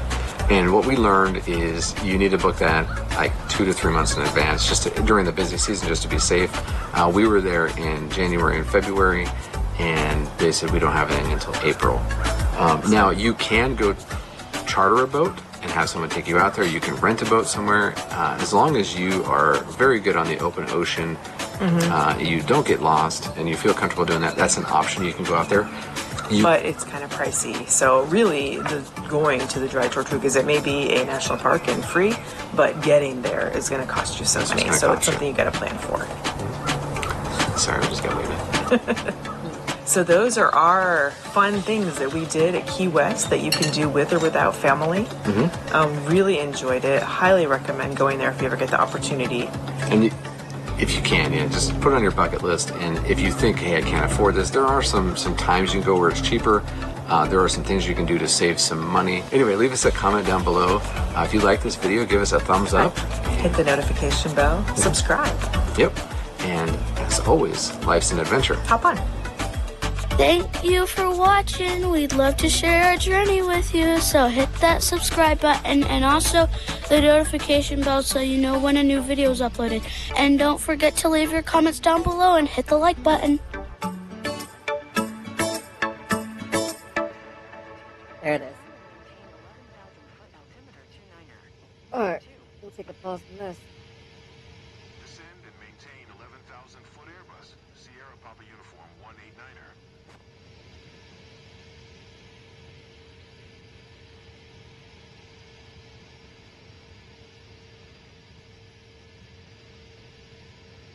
Oh man, I didn't anticipate this being this long.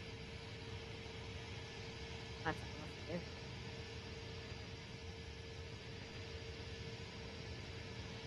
I've been watching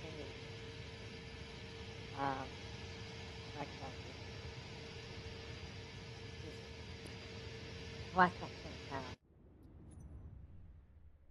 So let me set for that. Probably black. But worth looking.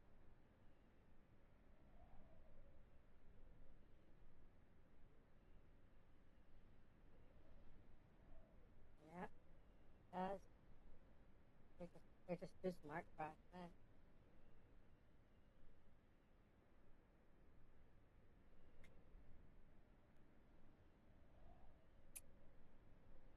I'll do that.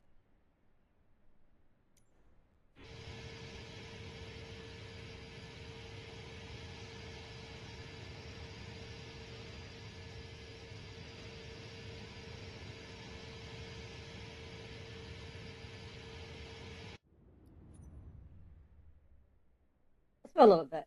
I'll do something a little bit later. We're just, not even close. I can tell from the geography. I don't want to see like, not even overland yet. I think.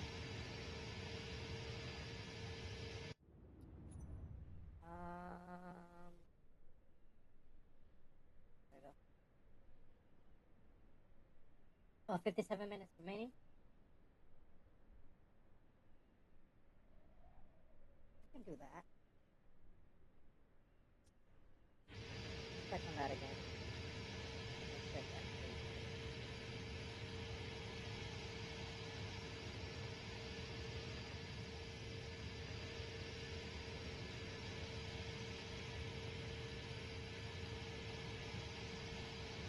I'm able to get my kids that time. I can do that now. Freaking amazing.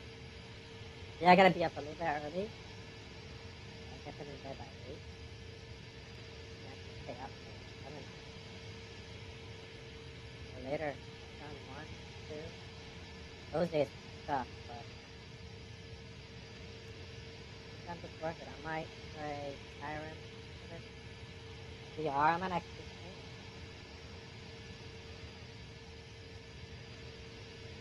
Let me see what that is.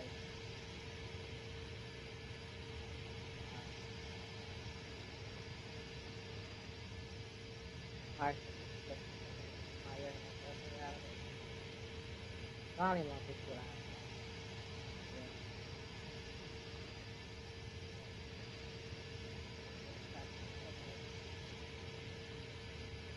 Because I've been waking up recently. It does when it eats. Usually, so,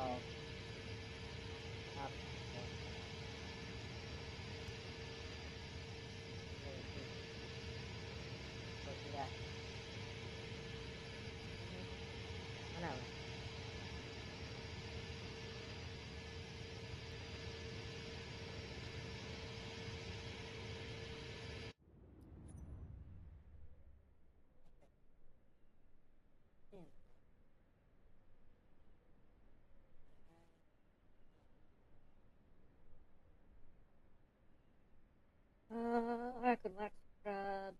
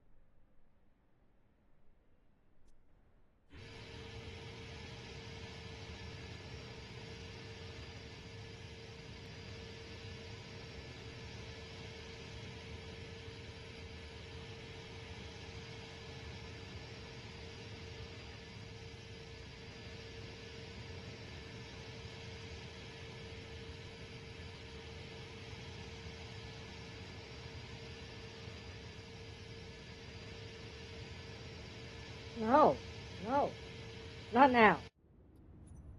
I've watched this.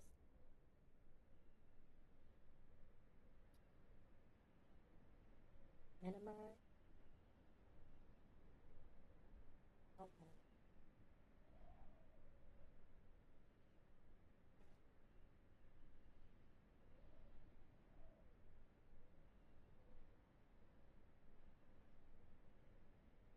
There we go. You gotta click go to details. Okay. I am.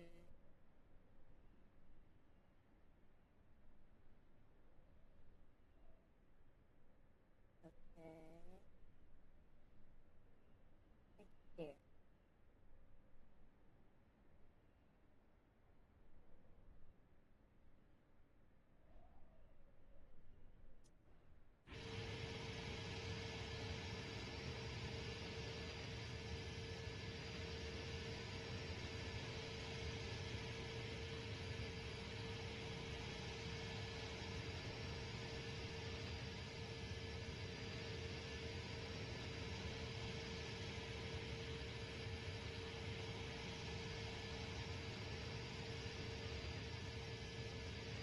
What is going on there?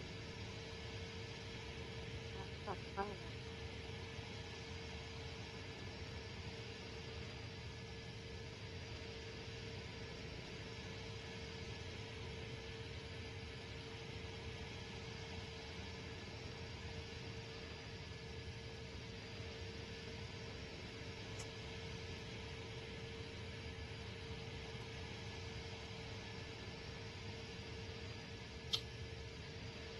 Airbus Sierra Papa Uniform 189er, you are 300 feet above your assigned altitude.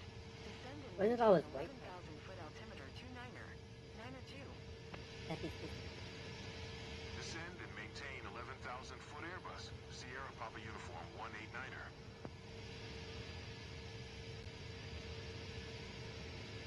Trying. I can't seem to figure it out.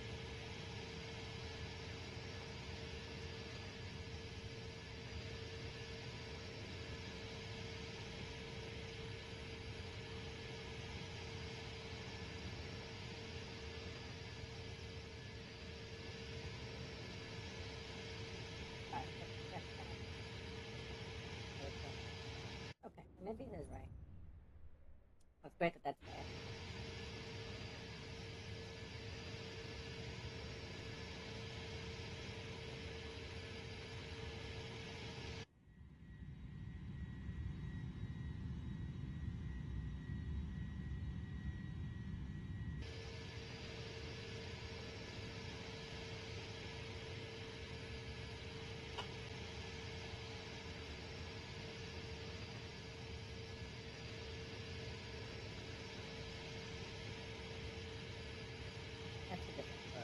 so fast?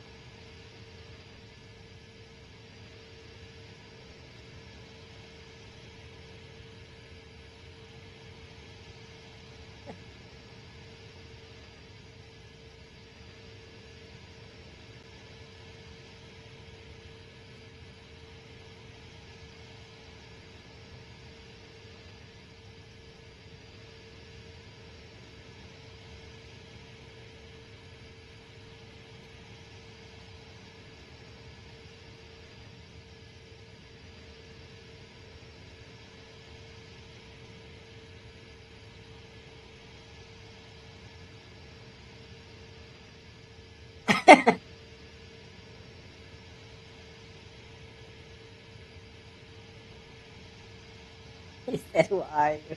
Dumb. There is such a menace. He's such a freaking.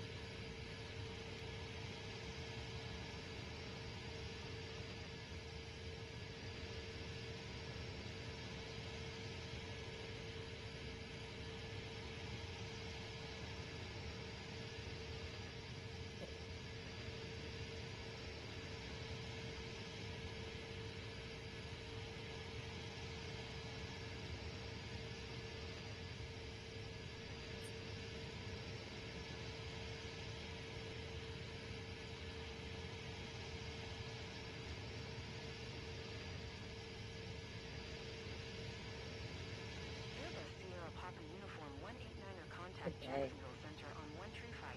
325. Good day. 135. 325 for Airbus Sierra Papa Uniform 189er. Jacksonville Center Airbus Sierra Papa Uniform 189er 10,800 feet. Airbus Sierra Papa Uniform 189er Jacksonville Center altimeter 29er. 9er 2 radar contact continue.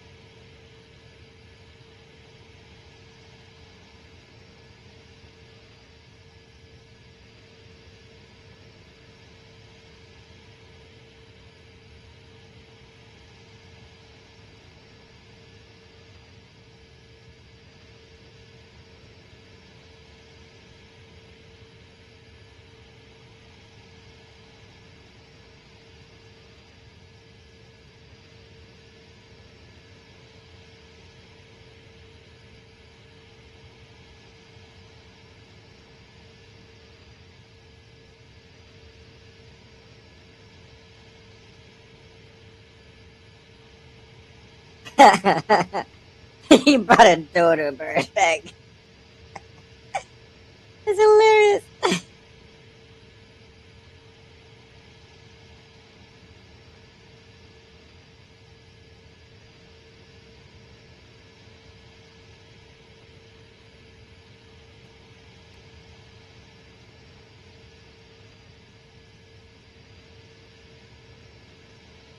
Is he giving him ramen?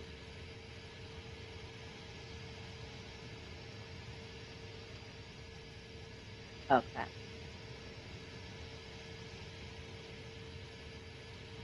I know. Airbus Sierra Papa Uniform 189er, you are 400 feet below your I know. climb and main. I know. I'm going back up.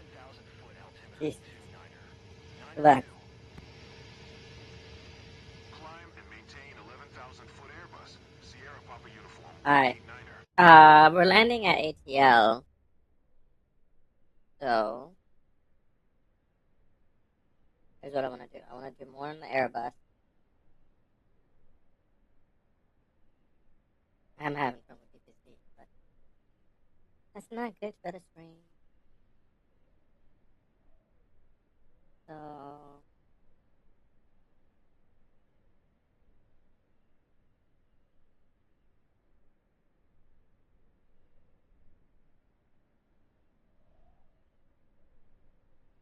video flight.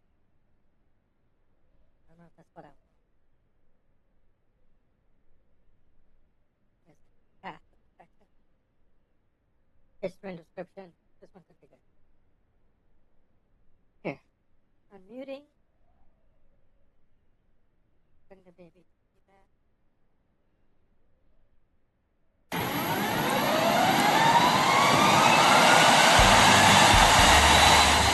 Greetings, and welcome to Skyships and our Airbus Marathon.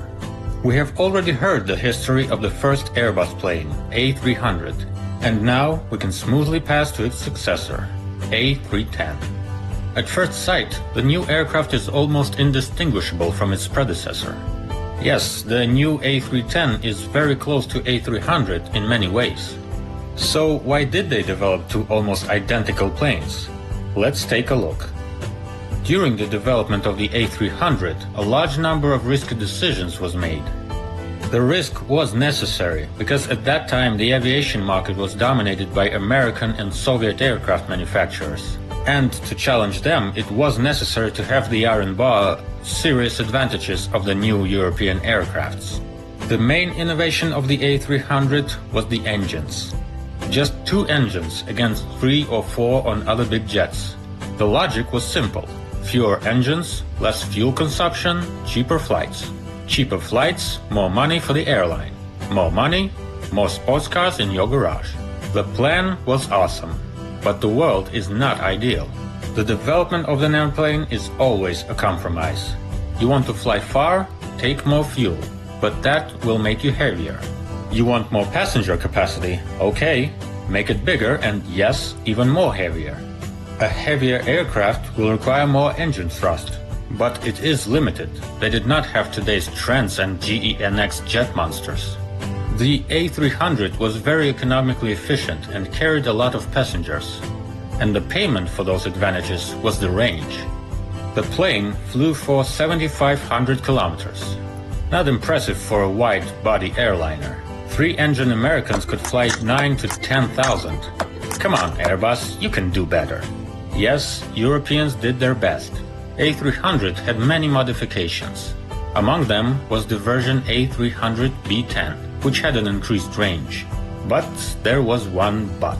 Version B10 had a shortened fuselage and, due to that, smaller mass and longer range. But everything else was taken from the old ones. For example, the wing from the ordinary A300 was too big. The plane didn't need that much lifting force, but it still had to carry all that weight. And more weight requires more thrust and fuel, which brings us back to the money.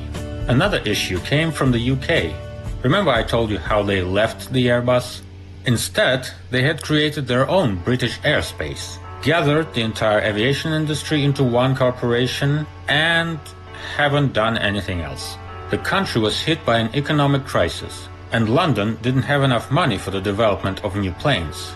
And then the great British Airways announced the plan to upgrade the airline park and buy a large number of new jets from the US, the brand new Boeing 767.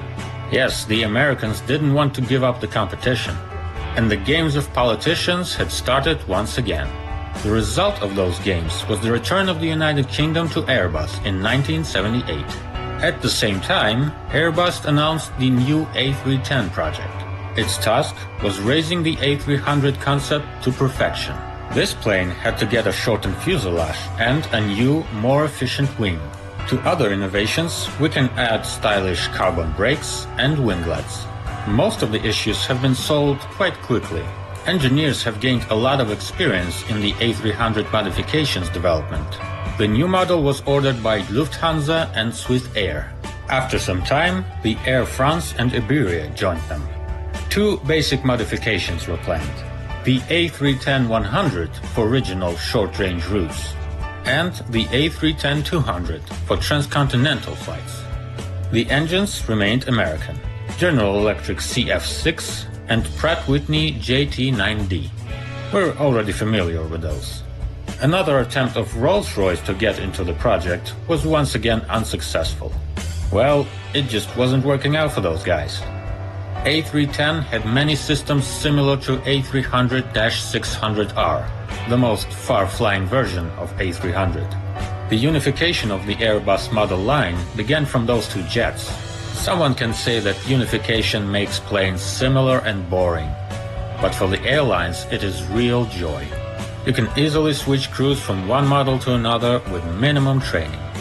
The new A310 model made its maiden flight in 1982. By then, the Airbus received orders for 181 planes from 15 airlines, which was quite awesome for that time. However, the 100 model didn't become popular and Airbus abandoned its development. Instead of 100 model with reduced range, Model 300 appeared with a range even greater than originally planned. Of course, the A310 had cargo modifications. And one more thing. The new version MRT, multi-role transport, and MRTT, the multi-role tanker transport, personal transports and aerial refuel tankers. The invasion of foreign countries now even more comfortable. The A310 was a great aircraft, but its age was short.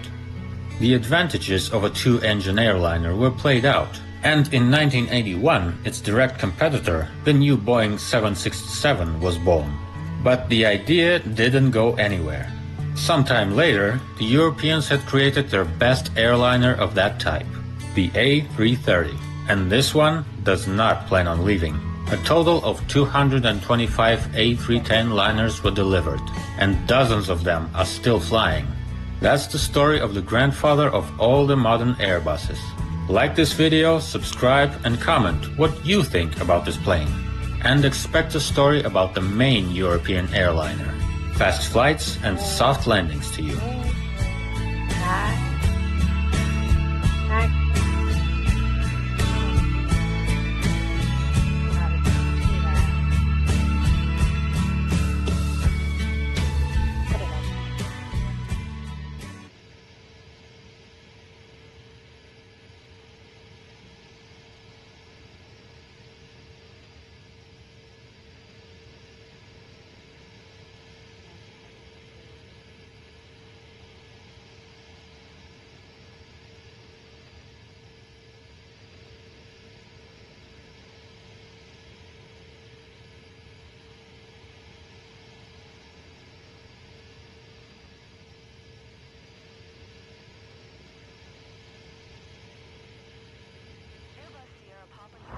Hey there, fellow travelers. Mark here with Walter's World. Today we're here in the hustle bustle of Atlanta, Georgia. And today we have for you are the don'ts of visiting Atlanta. And we are here in the downtown. And my first don't for you is don't just visit the downtown of Atlanta.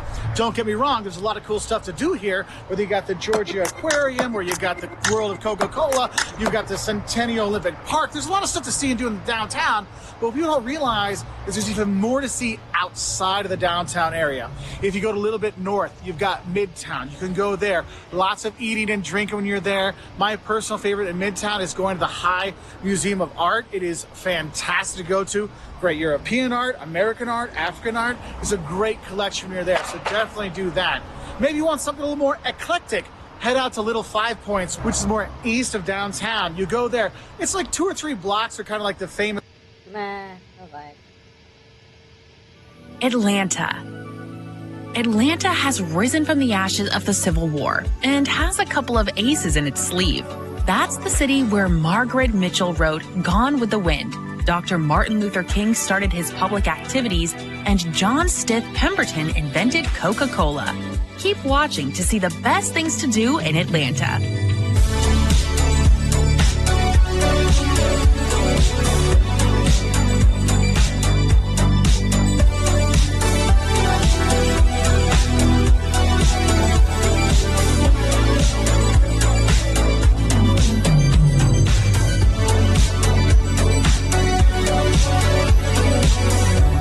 Don't forget to like, subscribe, and click on the bell to get the newest videos from Scantrip first.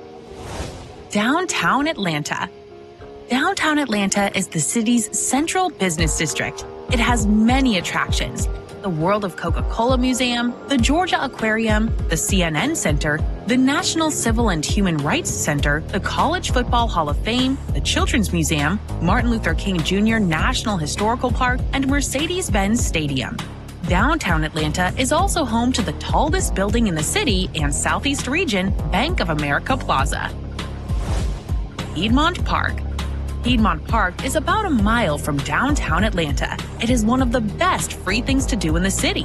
It was designed in the late 19th century for major exhibitions. Over the decades, indoor picnic areas, tennis courts, a pier on Lake Claramere, a visitor center, and playgrounds and sports fields emerged on the grounds. Piedmont Park hosts fun activities on weekends and holidays for the whole family. Centennial Olympic Park.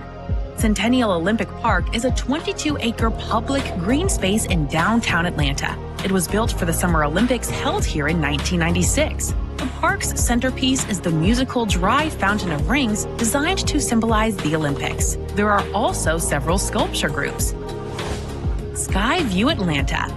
Skyview Atlanta is a Ferris wheel that rises 20 stories above Centennial Olympic Park. It consists of 42 climate-controlled gondolas. Its top has a panoramic view of downtown and other parts of the city. This is one of the best date night ideas in town. Georgia Aquarium. It was the largest aquarium in the world until 2012. It consists of 7 galleries with hundreds of animal species. They include whale and tiger sharks, beluga whales, sea lions, bottlenose dolphins, manta rays, otters, Japanese spider crabs, penguins, and sea dragons. You can dive and swim among the sea creatures at the Georgia Aquarium and even be in a cage a few inches away from the sharks. Zoo Atlanta. The zoo is one of Atlanta's best places for families to spend time. It is one of only 3 locations in the United States that are home to giant pandas. For 40 years, until 2000, the main symbol of Zoo Atlanta was Willie B, the gorilla. It is difficult to list all the animals that can be seen here. Children will love the contact zoo with pygmy goats, sheep, and pigs. Here you can witness the feeding of animals or participate in the process personally, visit special events, or have fun on the rides. Delta Flight Museum. The Delta Flight Museum is an aviation exhibition complex located near Hartsfield-Jackson Atlanta International Airport. It is one of the finest aviation museums in the world. In 2 historic hangars, visitors can see aircraft from different eras. Part of the collection is exhibited outdoors. There are interesting quests for children, allowing them to get acquainted with the exhibits playfully. Six Flags Over Georgia Theme Park. Six Flags Over Georgia is a theme park 12 miles from downtown Atlanta. It has some of the best roller coasters in the country. In addition, the park has carousels and rides based on characters from the DC universe. Batman, Riddler, Superman, Joker, Catwoman, Harley Quinn, and Wonder Woman. During the warm season, there is a water park. Stone Mountain Park. Stone Mountain is the most visited park and one of the top things to do in Georgia. Its main attraction is the Confederate Memorial. It is a 28-meter high bas relief carved into the rock. Stone Mountain Park offers lake fishing, hiking, picnicking, mountain climbing, biking, and golfing. Martin Luther King Jr. National Historical Park. Martin Luther King Jr. National Historical Park is a complex that includes sites related to his life and work. It contains the home where the civil rights activist was born, the church where he was baptized, and the joint grave with his wife, Coretta Scott King. The King Center houses a museum, and the former firehouse has a store and exhibits on desegregation. Atlanta Botanical Garden. It is primarily known for its plant installation, Goddess of the Earth, made in the form of a woman with long hair from whose outstretched palm water flows. The Atlanta Botanical Garden also has stone and glass sculptures, fountains, the Children's Garden, the Storza Woods, the Canopy Walk, and the Skyline Garden. The Fuqua Orchid Center's collection offers over 2,000 diverse species of orchids. Fernbank Museum of Natural History. The Fernbank Museum of Natural History is a complex consisting directly of a museum, a movie theater, and a forest. The permanent exhibits here include dinosaur skeletons, ancient clay products, and Native American and European settler cultural objects. The 75-acre forest includes hiking trails, suspended paths, play areas, and of course, stunning nature. Fox Theater. The Fox Theater is a former movie palace located on Peachtree Street. It now hosts theatrical performances, Broadway troupes, concerts, and film screenings. And the Egyptian Ballroom hosts private events. Anyone can peek backstage during a guided tour. In Atlanta, everyone can find an attraction to their liking. History enthusiasts, children, couples in love, and partygoers. Let us know in the comments which place you would like to visit in Atlanta first. It can be a great destination for your journey. So, don't wait for a perfect moment to come. Explore the world and make memories.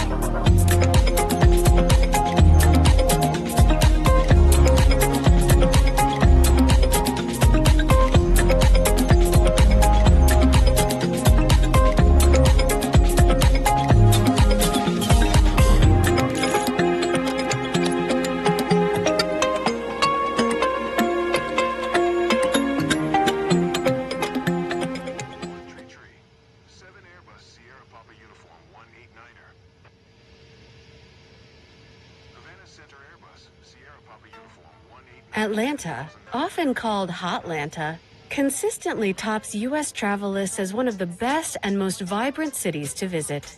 Even National Geographic considered Atlanta as one of the best of the world in 2022. This city showcases everything from fresh takes on sustainability, diverse communities, appealing attractions, world-famous museums, delicious food, and plenty of green space to enjoy. We've compiled 11 places that provide a taste of Atlanta and make for an incredible vacation. Without further ado, let's dive in. Number 11, Skyview Atlanta.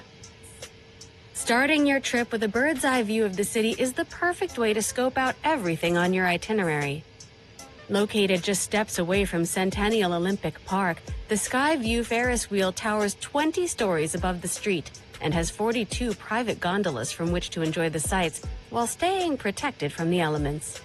Before you board, a professional photographer will document the occasion for you, and for a price. But you're welcome to snap as many pictures as you'd like once you're up in the air. Passengers will make about 4 complete rotations, and each of the gondolas is individually climate controlled, offering a customizable experience for each group making the trip. Number 10. College Football Hall of Fame. Even casual college football fans will enjoy experiencing the College Football Hall of Fame. The immersive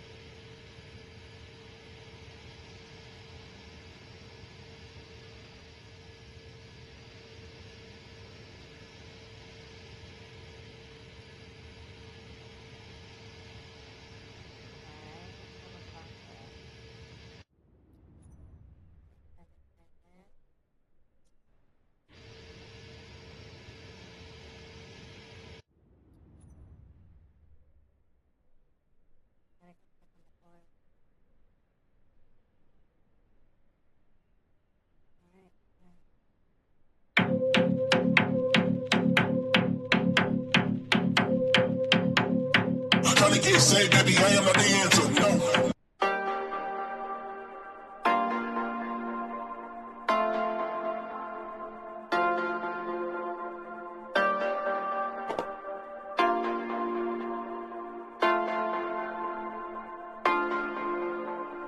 Words can't describe just how much I miss you whenever you're gone. I want you here beside me for eternity, shining your light like a sun. I try for you, baby, to take the higher road, to be someone you're proud of, but I've been lost lately. I don't know what is right or wrong. Ooh, I always like me better when I'm around you. Ain't no place I'd rather be. You got this energy that always surrounds you. It's everything I'll ever need. The devil on my shoulder's almost gone. Ooh, I always like me better when I'm around you. Around you, oh yeah. Call me some night when you got time. I won't be asleep anyway. 'Cause I just need one reason to keep on breathing. Tell me you'll come back to stay. I tried for you, baby, to take the higher road, to be someone you're proud of, but I've been lost lately. I don't know what is right or wrong. Ooh, I always like me better when I'm around you. Ain't no place I'd rather be. You got this energy that always surrounds you. It's everything I'll ever need. The devil on my shoulder's almost gone. Ooh, I always like me better when I'm around you. Around you, oh yeah. Why you can't play the game? Why you gotta limit your shit to like 30 minutes like? Does it shit like this? I just spent 2 hours. More than 2 hours. This is flight at 8. 11. I'm 30 minutes from the airport. It's a 3.5 hour flight. And then it does. Why would you want to keep playing this?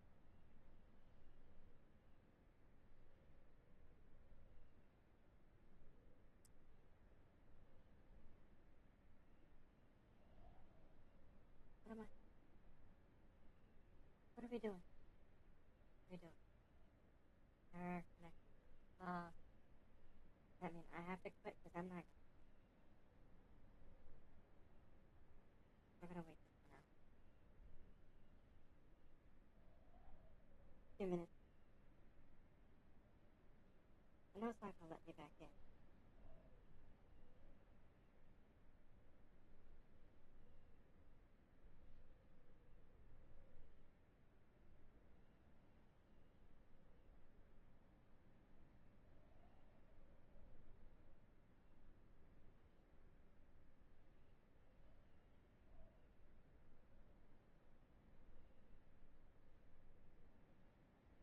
It's not gonna do this.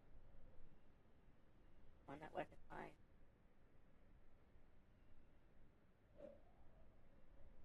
Still an Xbox Live. So, don't cry. Okay. Take it all back. Resume the fight. Oh, frozen. Take it all back and then now it's frozen.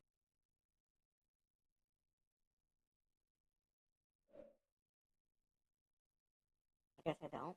Take it all back.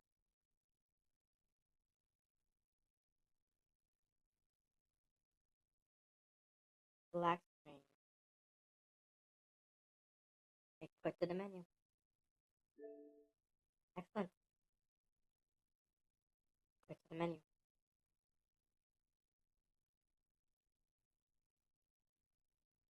Imagine.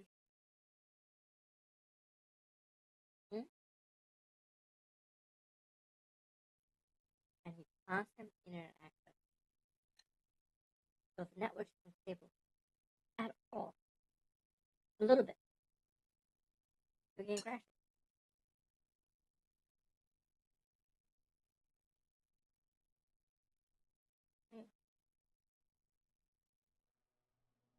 There's no save.